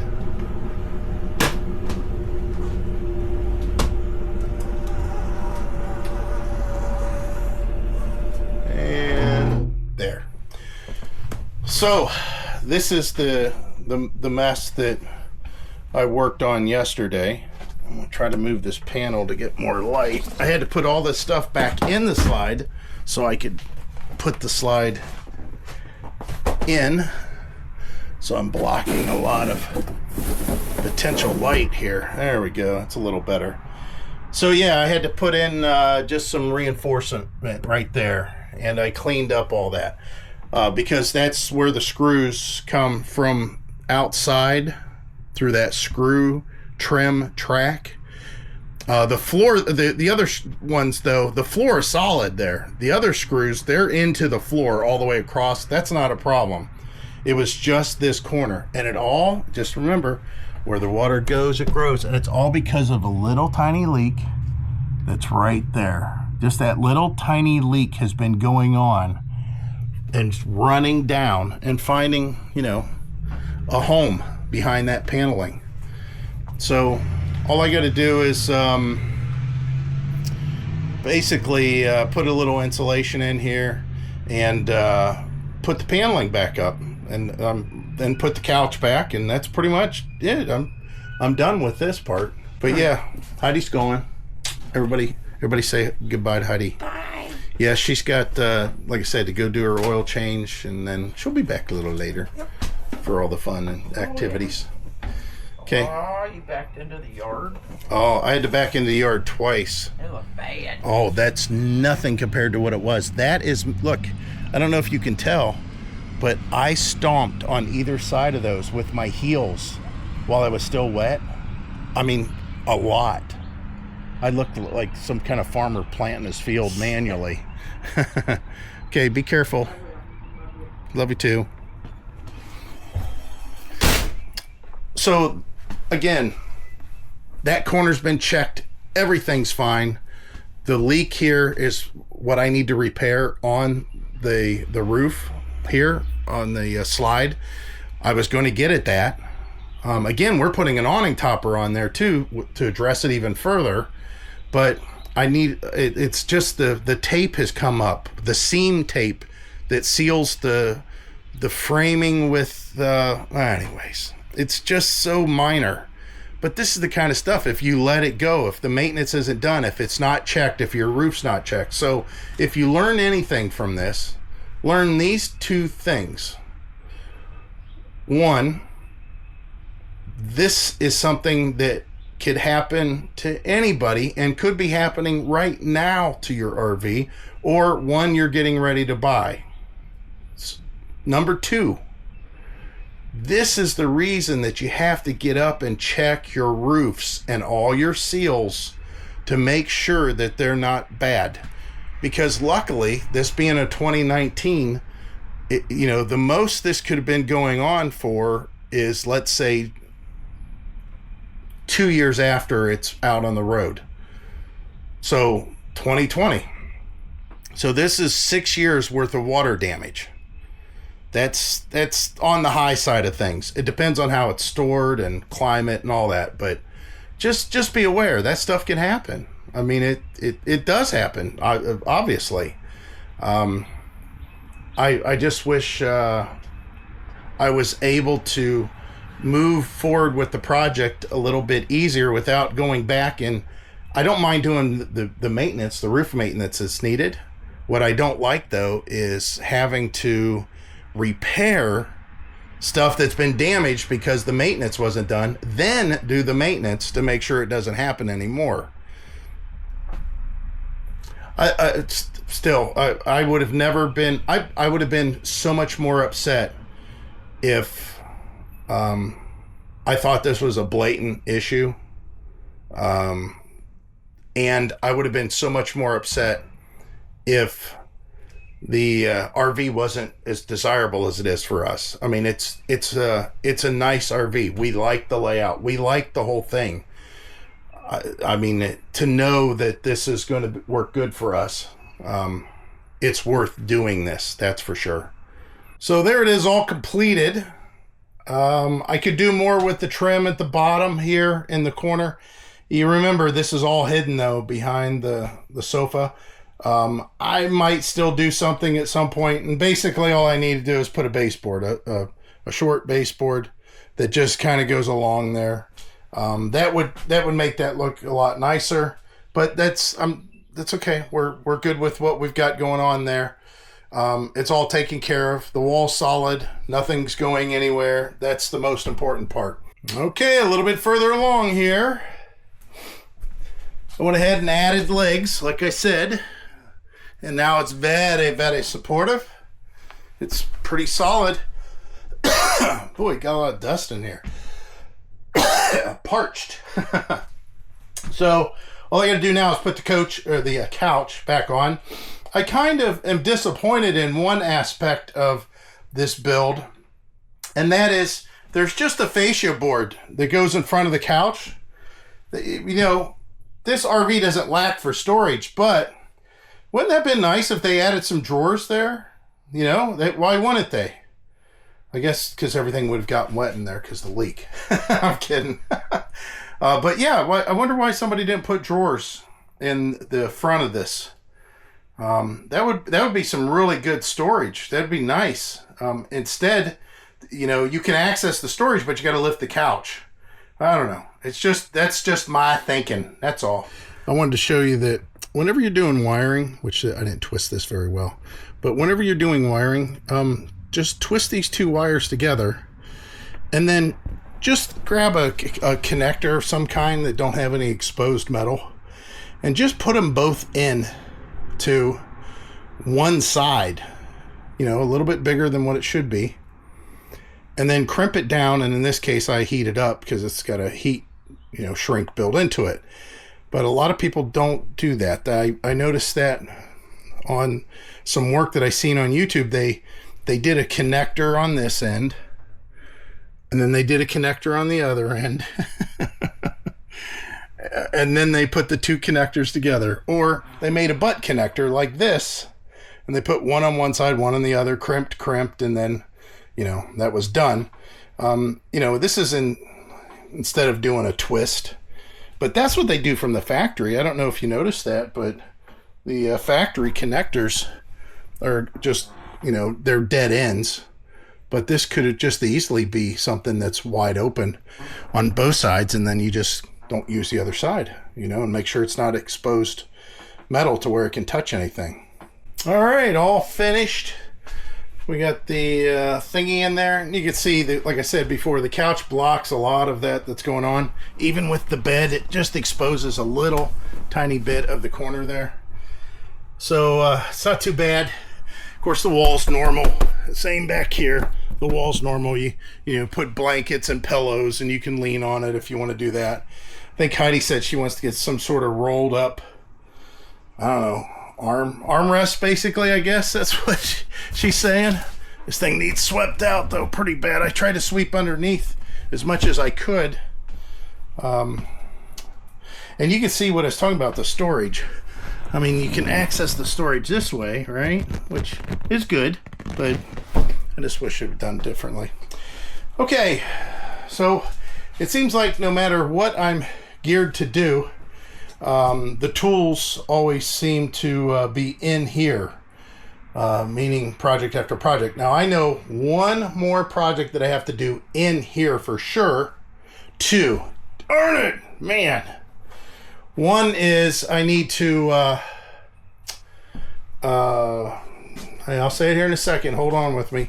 I have to put up an awning in the bedroom. We got a new awning, which I think that's just sitting in there, if I'm not mistaken. Let me look real quick here. Yeah, the awning. I don't need this here anymore. I took care of that. Ooh, it's wet though. So yeah, I need to put up the awning. It's on the bed. It's just going to go in place of what's already there, or what was there. But yeah, we've got this taken care of. Nice.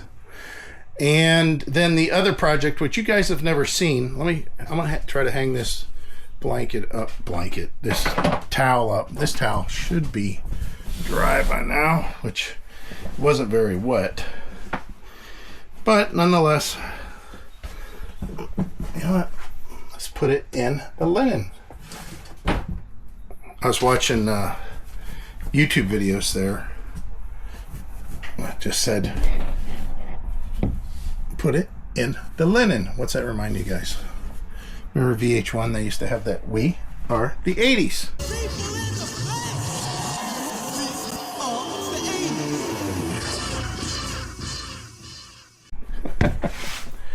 Yeah, this thing needs swept out bad, but Heidi's dying to do that. Now, she did clean in here a little bit, but not very much. Okay, so here's the problem. The shower drain, this part, is solid. Back here and here, ooh, it's more solid than it was. But the thing is they've got it lifted, and I'll show you why. The drain, instead of being the lowest point, it's one of the highest. I don't know if I can get my big butt in here, but I'll try. Let's set you down. Put you up this way. I do like this access. It's Velcro. Some of the sticky corners don't need redone. The adhesive needs redone. It's wanting to pull off the dots instead of just loosen the Velcro. Okay, so let's show you what's going on in here. There's a big giant hole that they made for the drain. Then they missed the drain hole with the P-trap. So the thing is the P-trap is supporting the drain too high, and I should be able to lower that. Looks like they even cross-threaded it maybe a little bit too. Whoops. Yeah, it looks like they maybe even cross-threaded it slightly. But yeah, the P-trap, they didn't do it right. I like I said, I think I could trim off a little bit here and make it work, but yeah, it just, I don't know. I don't know what they were thinking. Now what I could do is just trim the floor, the wood on the floor. That might be a little easier. And then redo the drain to where it's not cross-threaded. But you can see the support in here. It's just a plywood, you know, it's just a plywood thing. It's like, oh, I don't know. It's some sort of pedestal, you know, some sort of, that's what it is. It's like a stool for the shower floor. And I moved it around to where it's the best. That's probably why the floor seems a little bit more solid. But still, the drain needs to be the lowest point, and it's not right now. So, yeah, that's the other project I have to do inside for sure. Everything else seems to be, knock on wood, there's plenty of it, mainly my head. Everything else seems perfect. And I'll use that, like I said, other than the slide angle, that's not an issue right now though. But I do have to go out. Priority today is to seal the slide roof where it's been leaking, and then look at what it's going to take to get an awning up, to see if I can do that today. I think I can. Okay, so I grabbed my phone so you guys can see this firsthand, because I'm sure you guys are like, Mike, are you sure this is the leak? Yeah, I'm sure this is the leak. This is the corner, and here's a picture on the other side that I showed that little piece of wood that had a little bit of dark there. Let me show you what's going on here. First of all, this piece here I need to redo. Not a big deal. This isn't what's causing the leak. What's causing the leak, though, is a couple of things. First of all, again, I don't think you're going to be able to see this, but you see that little hole? There's nothing. It goes right into the RV.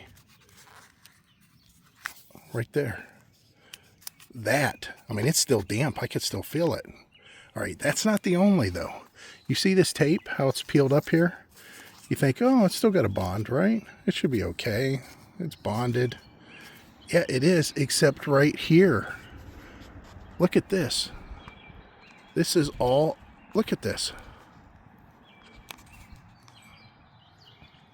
All of that. There you go. Look at the screw. It's coming out even. I don't even know what somebody did here, but this is not good. So what I got to do is I got to peel up this fun stuff, right? I got to clean it up as best as possible. And I need to install some new tape over this. And I need to clean all this. What I'd love to have done is actually, you know, scrub this, actually have washed this. But yeah, this is all open. This is open down to the, you know, the side of the RV. And then this is helping water get there. And this screw is loose. It's not even tight. I can do it with my finger.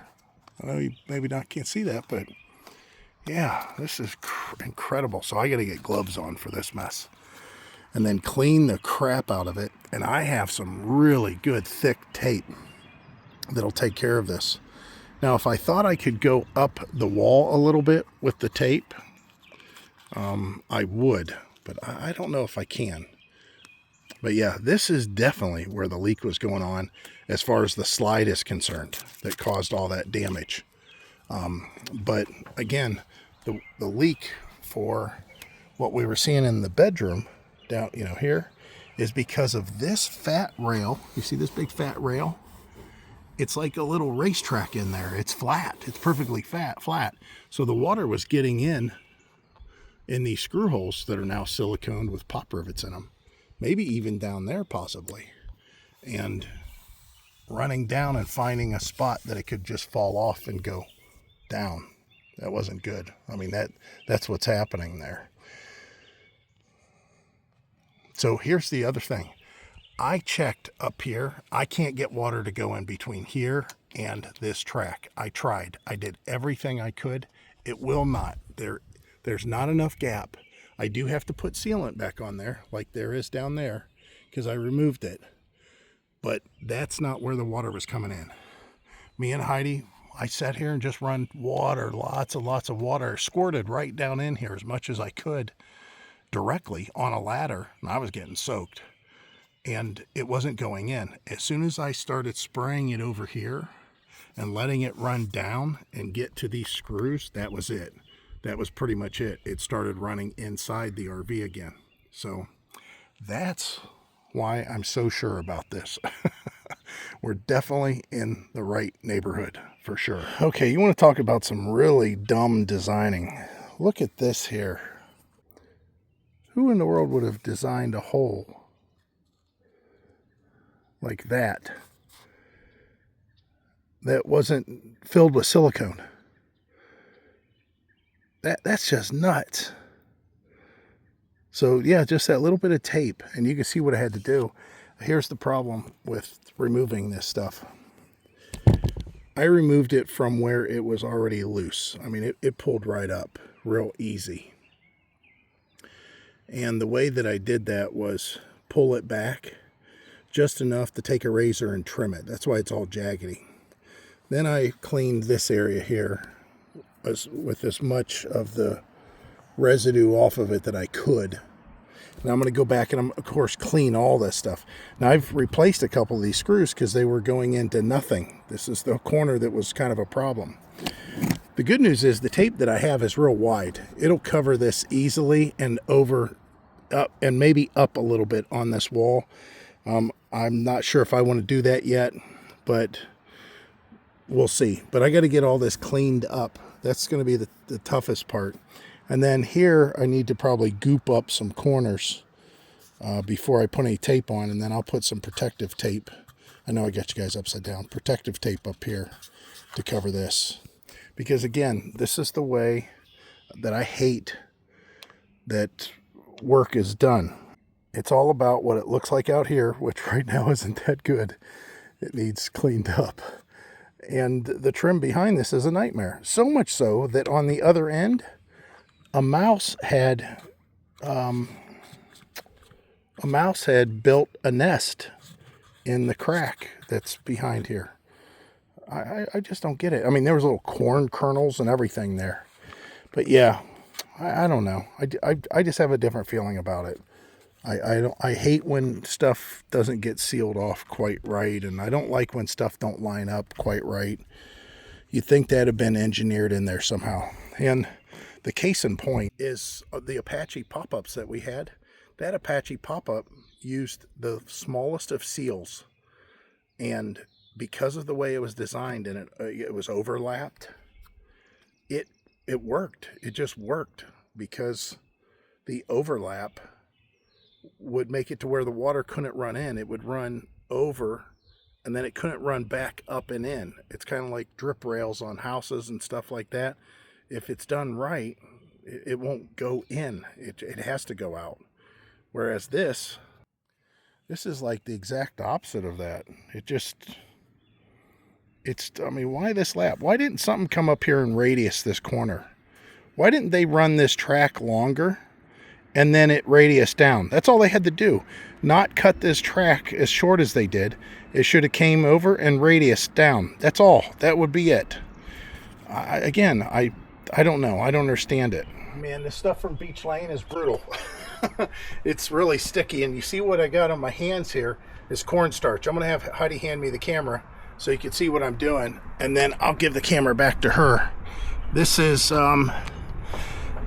it. It's nice. It is real. You know, this is his version of a Turnabond, and we have a Turnabond.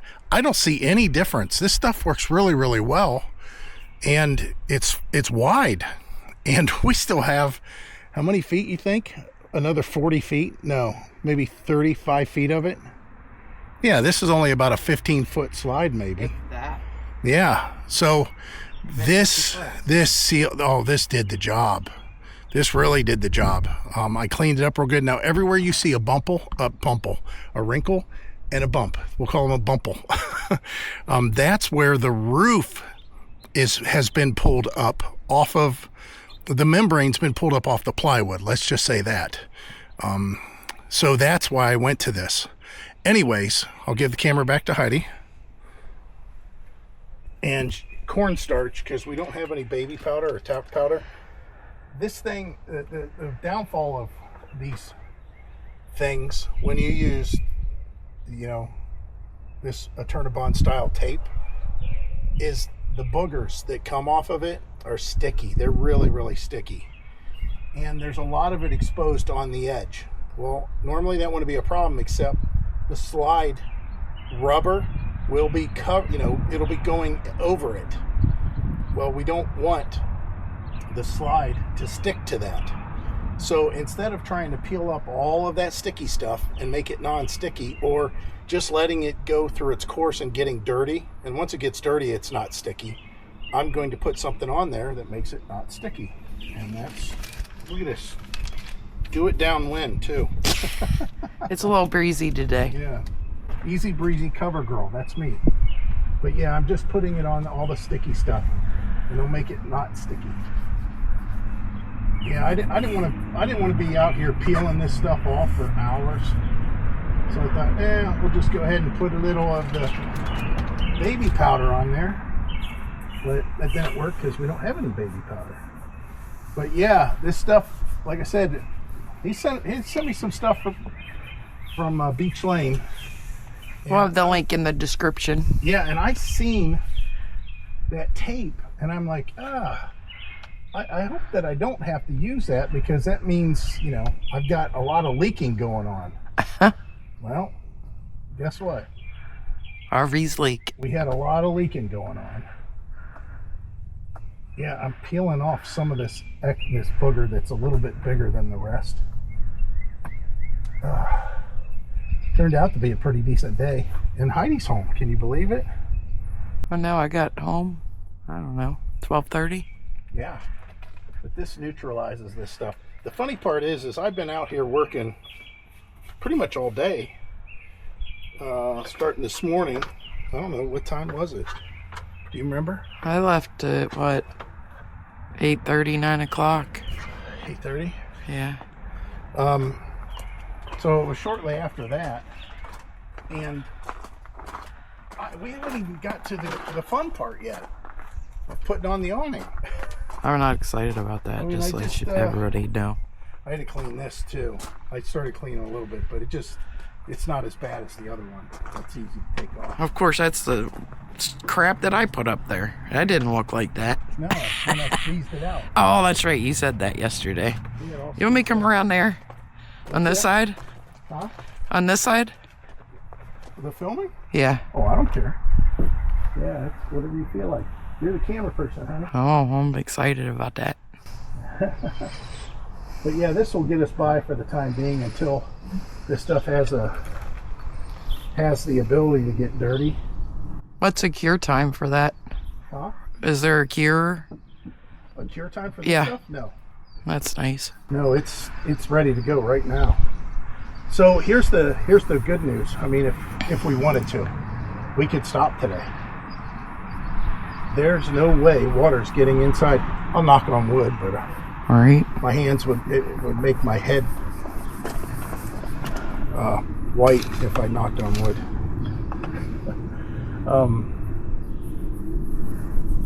Anyways, Did you show him the bucket of old wood in there? No. Oh. That is all the wood out of the RV. RVs don't like water. Not even a little bit.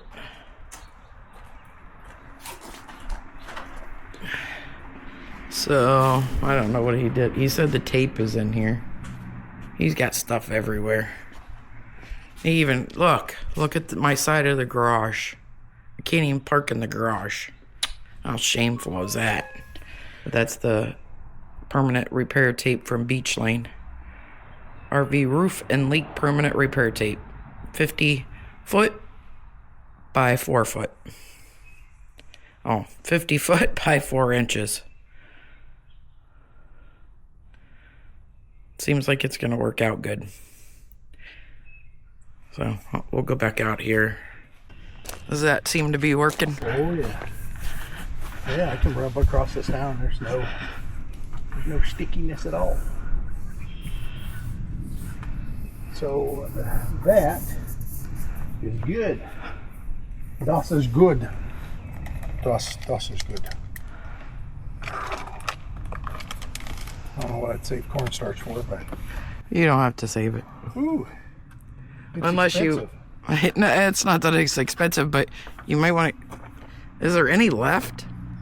No, I don't think so. Just throw it away. I'll use it to make gravy.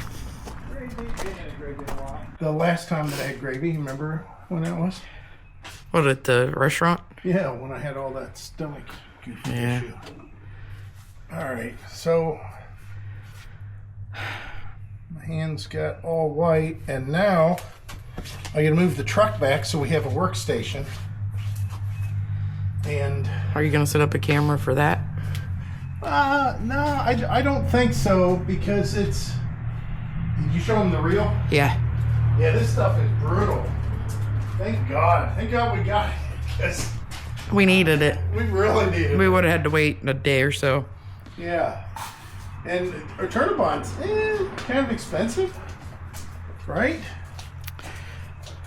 I mean, it's not. Whoops. There's a bag over here. You going to take that back in the house? Yeah, probably. Keep the climate control going on. Yeah. That's the way to keep this stuff last, is through climate control. Does this look like Beloit, Ohio? Yeah, what did Heidi do to her? It's just like she did the last garage. Can you believe it? That was you. I did all this. I did not. Yeah, I tried to keep it clean, and she's like, put more stuff in there. Like, He's got too many projects going on. Yeah. I got too much. We got too much stuff.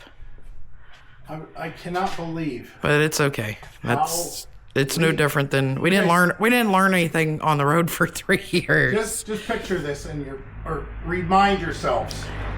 And for you people that just joined on, all this stuff, We didn't have almost all of it. including our completely furnished, over-furnished house, and our full basement, and a pole building. The pole building's not overloaded, but there's stuff out there. That we don't need. And just 3 years ago, Yeah. we had an F-250 with stuff in it, and we had a fifth wheel with stuff in it, and 4 totes that were this size that was at our daughter's. And that's all we owned. Yeah. That was all we owned. And since, just look. I will say that there was a lot of stuff that's in here that we had with us. We had quite a bit of We stuff. did have quite a bit of Because stuff. we had all the tools. We had the back seat full. We had the majority of the back of the 8-foot back of the truck full. So the whole idea is that we have all this stuff, Yeah. and Well, as long we as were we're living without it. as long as we're working on items and stuff and RVs and projects and reviews, we're gonna have stuff. Yeah, it's amazing. I mean, he don't have as many tools as he used to have. No, Not. And it's funny you say that because somebody that watches our channel the other day, or I'm sorry, somebody that watched our Fox Boss 9 channel sent me an email and said that he seen that we had an RV channel, and he watched our RV channel, and he seen that we are now back into a house, and that he's not that far away, and he's selling his Snap-on box, and he wanted to know if I was interested. And I'm like, I am not getting back into that. These tools are so difficult to go through and get my tools and find what I need. But you know what? That's fine. For as much as I'm doing, there's times that I've got projects just piled up, and there's other times that I don't even look at the tools. So I'm not getting back to where I had a shop with a lift table and a crane. He needs the crane. I've contemplated about 5 times an air compressor, and I don't want to do it. I don't want to pull the trigger on an air compressor. But I had an air compressor. I had a welder. I had all that. You can always just tag the previous or video. I'm sure you could attach that. Oh, I'm not just watch it. You want to watch all this video and then another video to come back to this video? But yeah, we're all we got to do now is I've got to break out this awning and see what it's about. I have no idea what I'm going to get into, but I don't want to be in the video. She is now. No, Heidi's in the video. No, get over there. I want to talk about something. It should get me. I don't want you in it. Oh. Unless you're going over there. Go over to by those tools. Okay. Today, we have the tools. So. It's not going to work. Oh. Because it's on my face. So how do you... So here. I want to go on that you just 1725. And do this. And then do this. Yeah. There. Don't pull the trigger. Okay. So see these...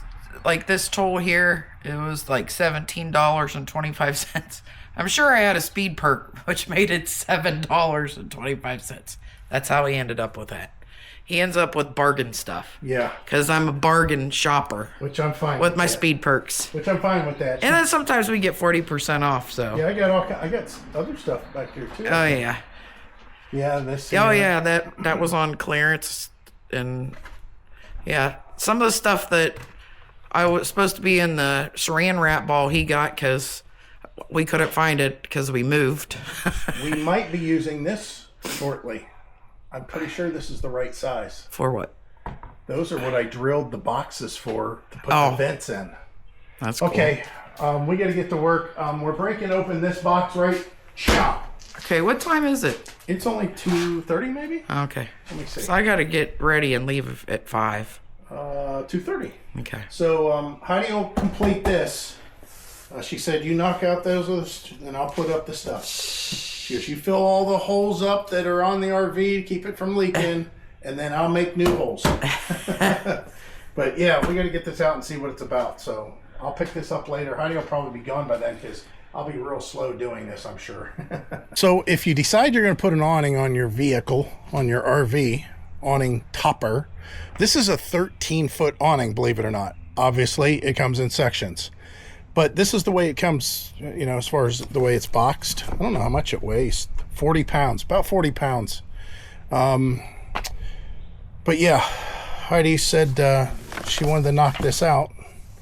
I said, okay. So there's some parts. Let's see here. There's some parts. Ooh, these are the Bracken McBrackertons. Hopefully there's some Butyl McButyl in here. We have butyl tape, right? Here's the cord. You want to unwrap that and let it start springing its spring. Yeah, we got butyl. We got lots of butyl, but hopefully maybe they included some. And then we got this traditional foam special. Dang it. Oh, the door just closed on there. I heard it. But we're not going to do a step-by-step on this. Ooh, the fabric feels pretty good. So in our case, we've made all kinds of measurements on our slide, and basically we were in between sizes. Ask Heidi, you get a good laugh on this. Ask Heidi How many times did I ask the A word, the dummy, how many inches 12'7" was? 10? Oh, I thought that you was going to put that where it would be in the sun and get warm. Well, it's not exactly sunny out. Oh, there's some radiant It's actually heat. warmer in there than it is out here. Yeah, well, maybe I'll put a hair dryer to it or There you something. go. And he says, "There it is." Yeah. So, anyways, I kept on going back and forth between dimensions, and finally, the information came to light. If I just scrolled down a little bit further in Amazon's listing, you're going to see a whole slew of these available. Just read the reviews, see which one you feel the most comfortable with, and you go with that. I'm not going to have a definite answer. This one here is a Vivor brand. I've had, let's see, we had a cooler from them. We had a jackhammer from them. We had some other stuff, but this is something that is all ours. So I don't have to do a complete installation video, and I'm not going to, because He's working with me. I hate... And he thinks he's a supervisor. I hate beeping out all the curse words. Yeah, as he's cursing at me. Yeah. Damn it, Heidi, what are you doing? So this is the track. I already know some of this stuff. I just know. Yeah, this is the track that goes, oh, I can't believe it's in pieces. I guess it has to be. So there's going to be connectors for this. This is the track that goes up on the RV. Are there pre-drilled holes or anything? Truth be known, that every awning topper you get, unless it's a small one, is probably in pieces. Yeah. Ooh, this isn't so bad. Like, Good, it's pretty decent quality. yeah, it's heavy. Yeah. So, I suppose might not get that. Here's the favorite part. Bag o' screws. So, I'm kind of confused about a little something, and I need to read the instructions, obviously. But I wonder how these connect to each other. I hope that they're not individual. Is there some sort of connectors? Bracket, left, right. It's going to be called connect pipe. No. Oh, yeah. 3 of them. Fabric rail. That's it. Fabric rail. Well, you have 3 of them. Yeah, I do have 3 of them, but where's the connector for that? Is there another page of parts? No. Oh, crap. Does Wait a minute. There it is. Oh, right here. Assembly these parts with a screw. A screw. With a screw. Flip it over. It's B screw. Oh, there's A screws there and here. So, dang. I thought that maybe the man. So this means I have to get these lined up and connected. You know what I mean? I can't wait for that. I got 3 pieces here. You only have 2. 3 pieces that I have to connect on the RV and keep perfectly straight. Yeah. And this is the other thing. None of these are pre-drilled. There's no holes pre-drilled in here. You know why? I don't know why. Because I don't know why. Yeah, I don't know why either. Well, because they're not pre-drilled. We're putting an awning topper on because it's wet. If you already had one and they did it the same, Okay. you couldn't do it.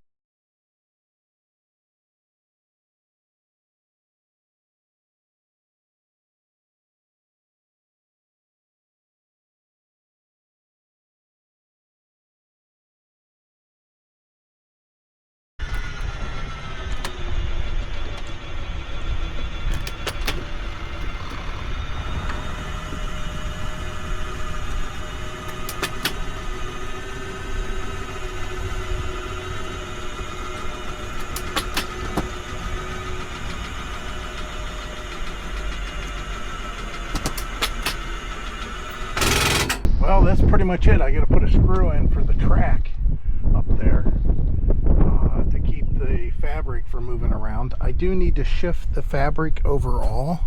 It's a little bit closer to the end of this roller tube than I would like.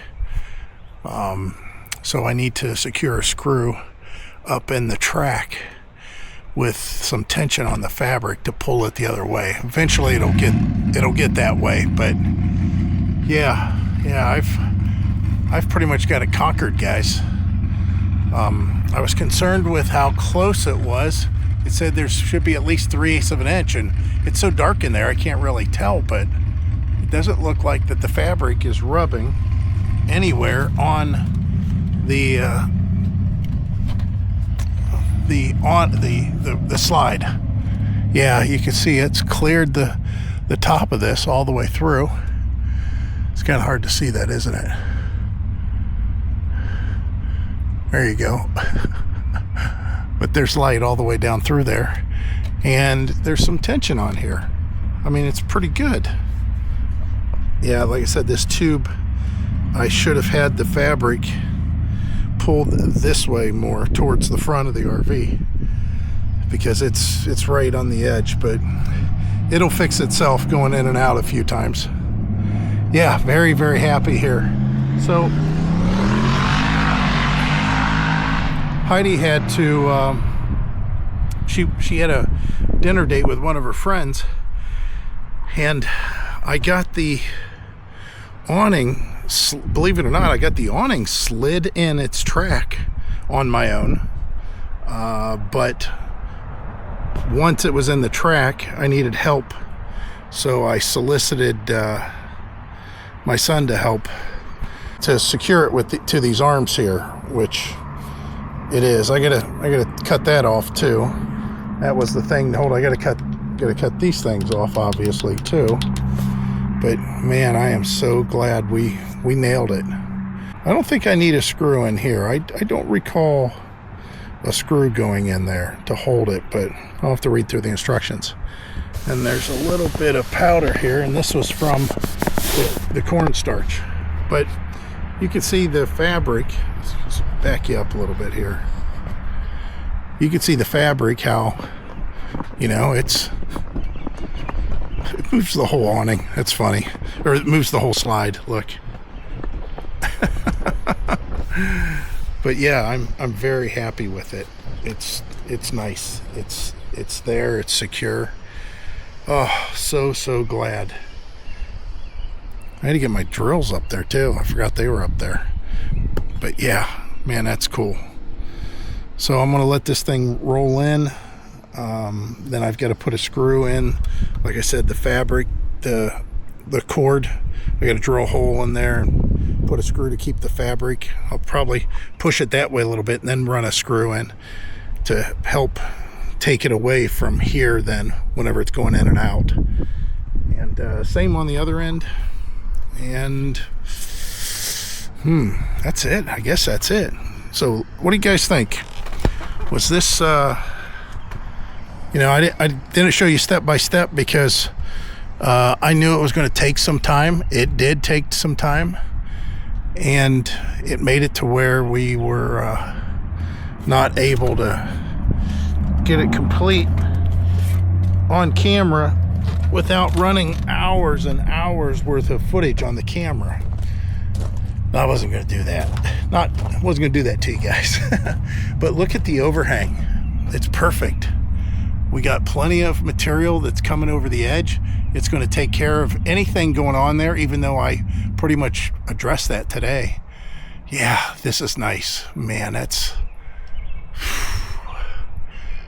very happy. Very, very happy.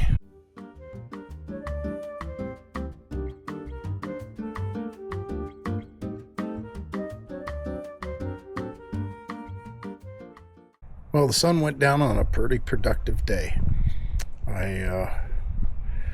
I got that slide repaired, which I started just yesterday. And then I got the slide repaired on the outside to keep it from leaking. And then I got the awning topper on the slide. And I think it looks pretty good. Now we'll have to test it out. We're going to have rain for a few days. I don't think anything extreme, but we are going to have rain. Yeah, that looks pretty good, right? Heidi's on her way home. She had her dinner with her friend. The friend that she had dinner with is the friend that lives in the landings there in Fort Myers, the one that we went, you know, every time we went down there, we'd go visit them if we were over in the Fort Myers area. And we had a great time. They live in a beautiful spot. I don't know. The thing is, we could swing it, but I don't want to spend that much money just to live somewhere. I mean, it's safe. It's nice. You can buy a place for as low as $100,000, and then all your maintenance fees and HOA fees and membership fees and everything like that comes out to about $3,000 to $3,500 a month, if not a little more now. That was really pre-COVID that we checked all that stuff out, so I'm sure it's much more. But yeah, it was interesting.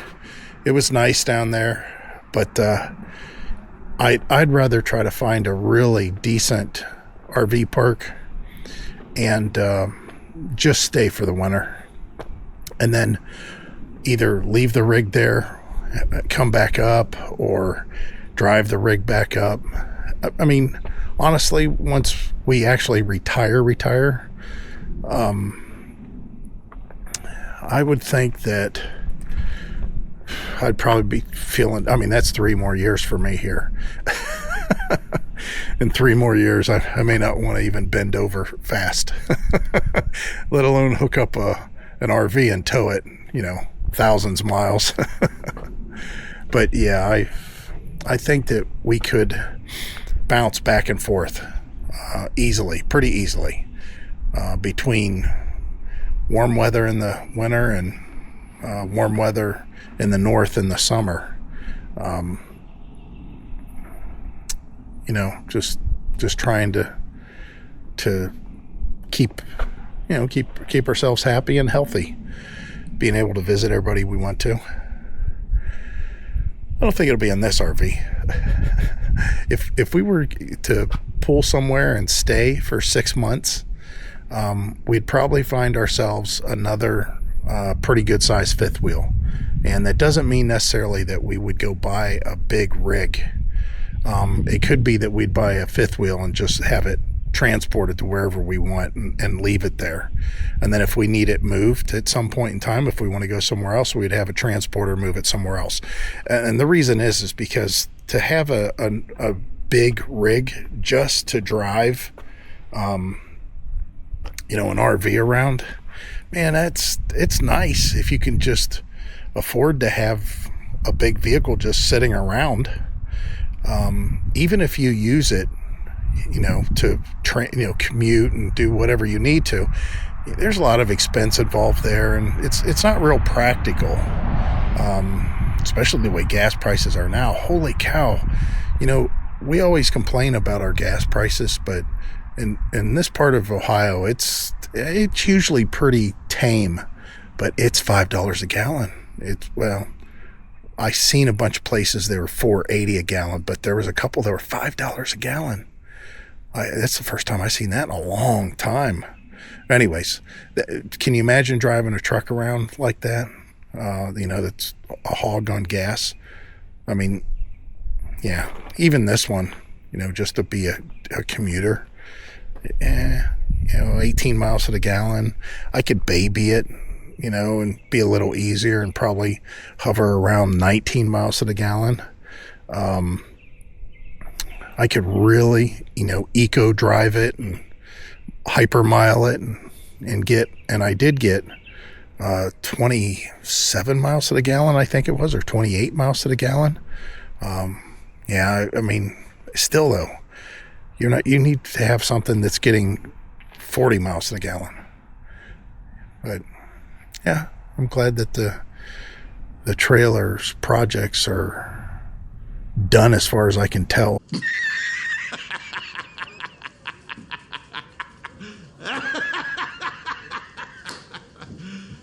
You serious? We'll see. We'll see what happens here in the future. Hopefully we get some really torrential downpours and nothing shows up. That'll make me feel pretty good then that I did a good job. All right, I'm whipped. Good afternoon, YouTube. 60 degrees today. That's the high. So it's not horrible. It's not great, but I'm coming out here because for some reason I got up this morning. I felt great. And then I didn't feel great. And I got really tired. And it didn't seem like that I went to bed late last night. But man, the work that I did on this thing, whew, it really wore me out. I mean, it's amazing that all these projects that I did on the Rockwood camper, you know, that was only about 7 years ago, but man, 7 years sure did add to my age. The reason I'm coming over here is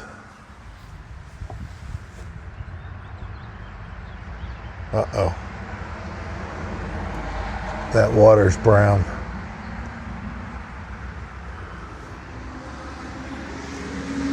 I don't know. It rained. It didn't rain for very long, and I mean you can hardly tell by the ground, but it rained, and it was a heavy rain.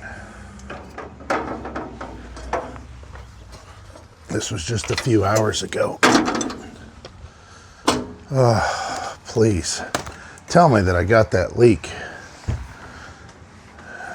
Get the handy trusty flashlight here, and you guys will be right with me seeing if it leaked.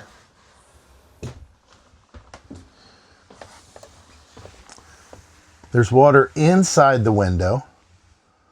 Inside, right there. That I don't have a problem with. That means water could have come in the window. I don't see anything on the wall. Let me set you guys down. Okay, here we go. It's all dry. It's all dry. Right up here. Look. Look. There is a drip of water coming in. Ay. And there's some right there that's dripped down. I got to figure out where that's coming from. Oh my word. All of this for it not to have sealed? There's no way. Absolutely no way. So it tells me that there's a leak somewhere right above here. Something small though. It's very, very, very, very small. But nonetheless, it's very, very leak right there. Okay, now for the big test, and that's this back corner. And this one's a little bit tougher to get to. So let me put the camera down and I'll show you what I got to go through to get to it. Well, I'm definitely disappointed in what's going on in the living room, or in the bedroom. So hopefully this isn't bad, but yeah, for me to get to this, it's kind of a balance of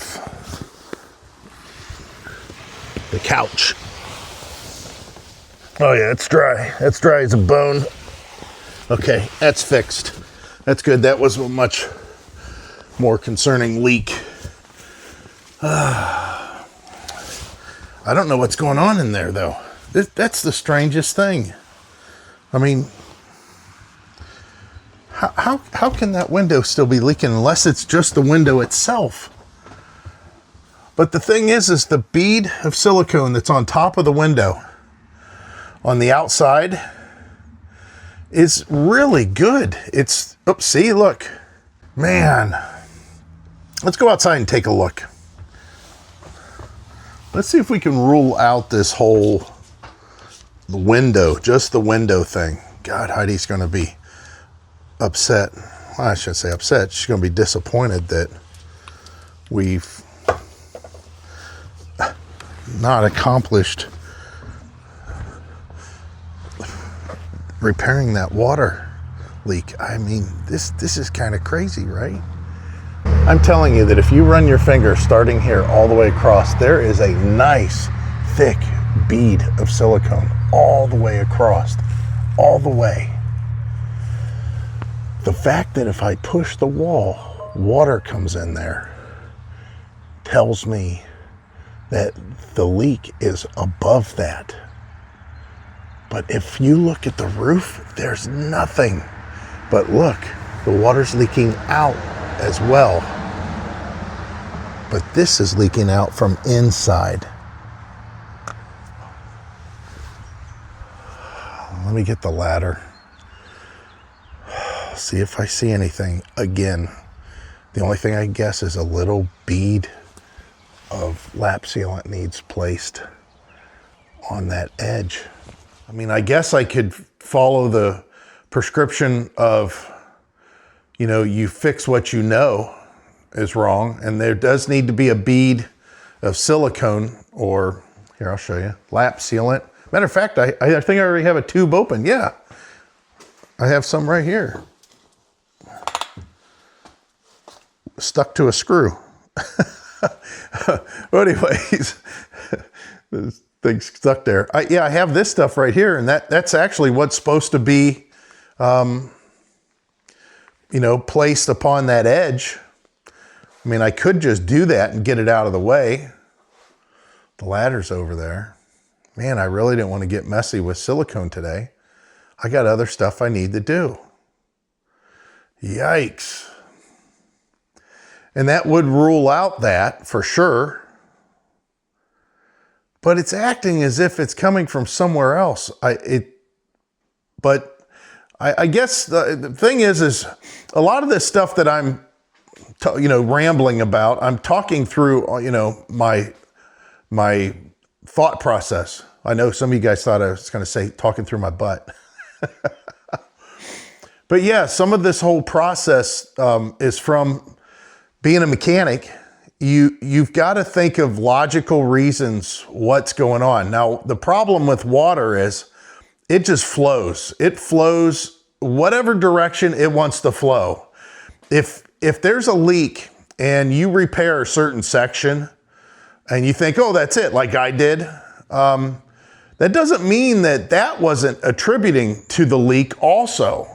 Maybe I just made the leak less, you know, of a flow. But the idea is that you have to follow where it's coming from. And that's not so easily said with water because, again, it can travel, you know, so many different paths. I mean, I don't want to think this, but and I seriously doubt it. Matter of fact, I know that's not where it's coming from. When we had the hose up on the roof, the water seemed to really come in when I moved it back towards where the now awning is installed and all that repair had been made. Here's the thing. That doesn't mean that the water came in more based on just that. Maybe it's because I just happened to have the water that I had been pouring for 5 minutes closer to the front of the RV. Maybe that finally made it through at a pretty good clip to where it leaked in. We just assumed that. I knew at the time it was a bad assumption, but I don't know. I'm almost done with this. Okay, you know what? I can't do anything until Heidi gets here to help me. She doesn't get off work until later. It's going to be storming later. That's not going to tell me where the leak is coming from. I could, in this break in the weather, I could put sealant on the area and hope that that's all it was, but let me see if I can do that. I'm going to have to put off what I need to do today. Man, I just can't. Maybe I can get it done fast enough. I don't know. We'll see. You can tell I'm just undecided.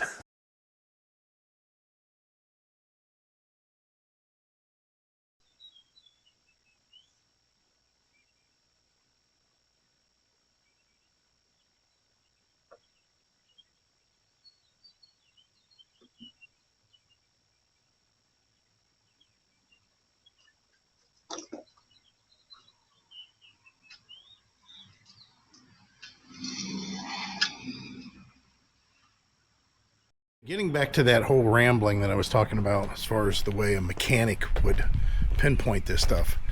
Regardless if you think that the obvious repair or obvious defect could be definitely related or not, that's something that if it's even potentially related, you should do something about it. So that's what I did. But you can see the seam.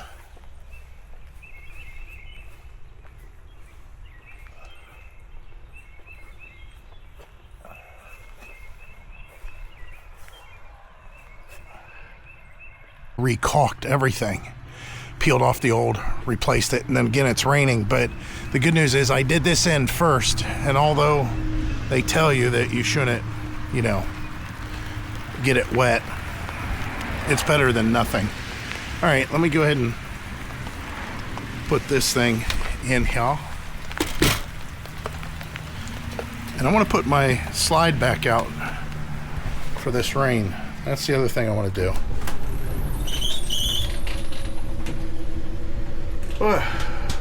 Yeah, this rain's something, huh? But yeah, this will allow me, the reason I want to slide out so I can get into this room whenever we check for the leaks a little later. But I'm glad I got it done. And they did it so poorly from the factory. I mean, granted, it's been since 2019, but my word.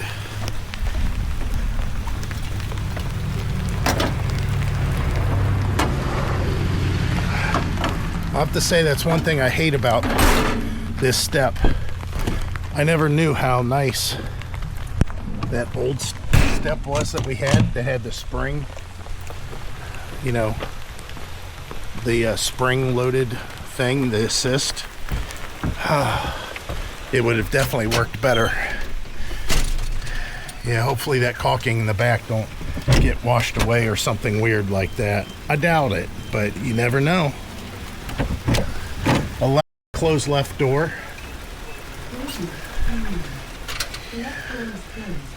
And just like that, the rain's over.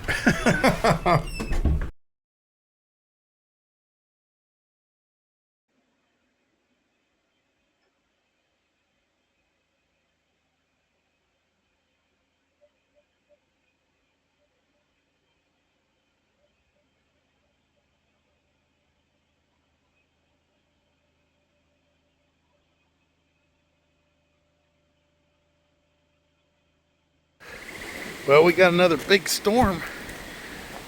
So I put the truck and Bud put his car in the pole building because, man, they're talking about a couple tornadoes maybe and 1-inch hail and up to 70-mile-per-hour gust. Man, it seemed pretty tame earlier today. And then we got this. Oh well, I put the slide in on the RV. Everything's closed up. Got Heidi's car back in her side. We're good.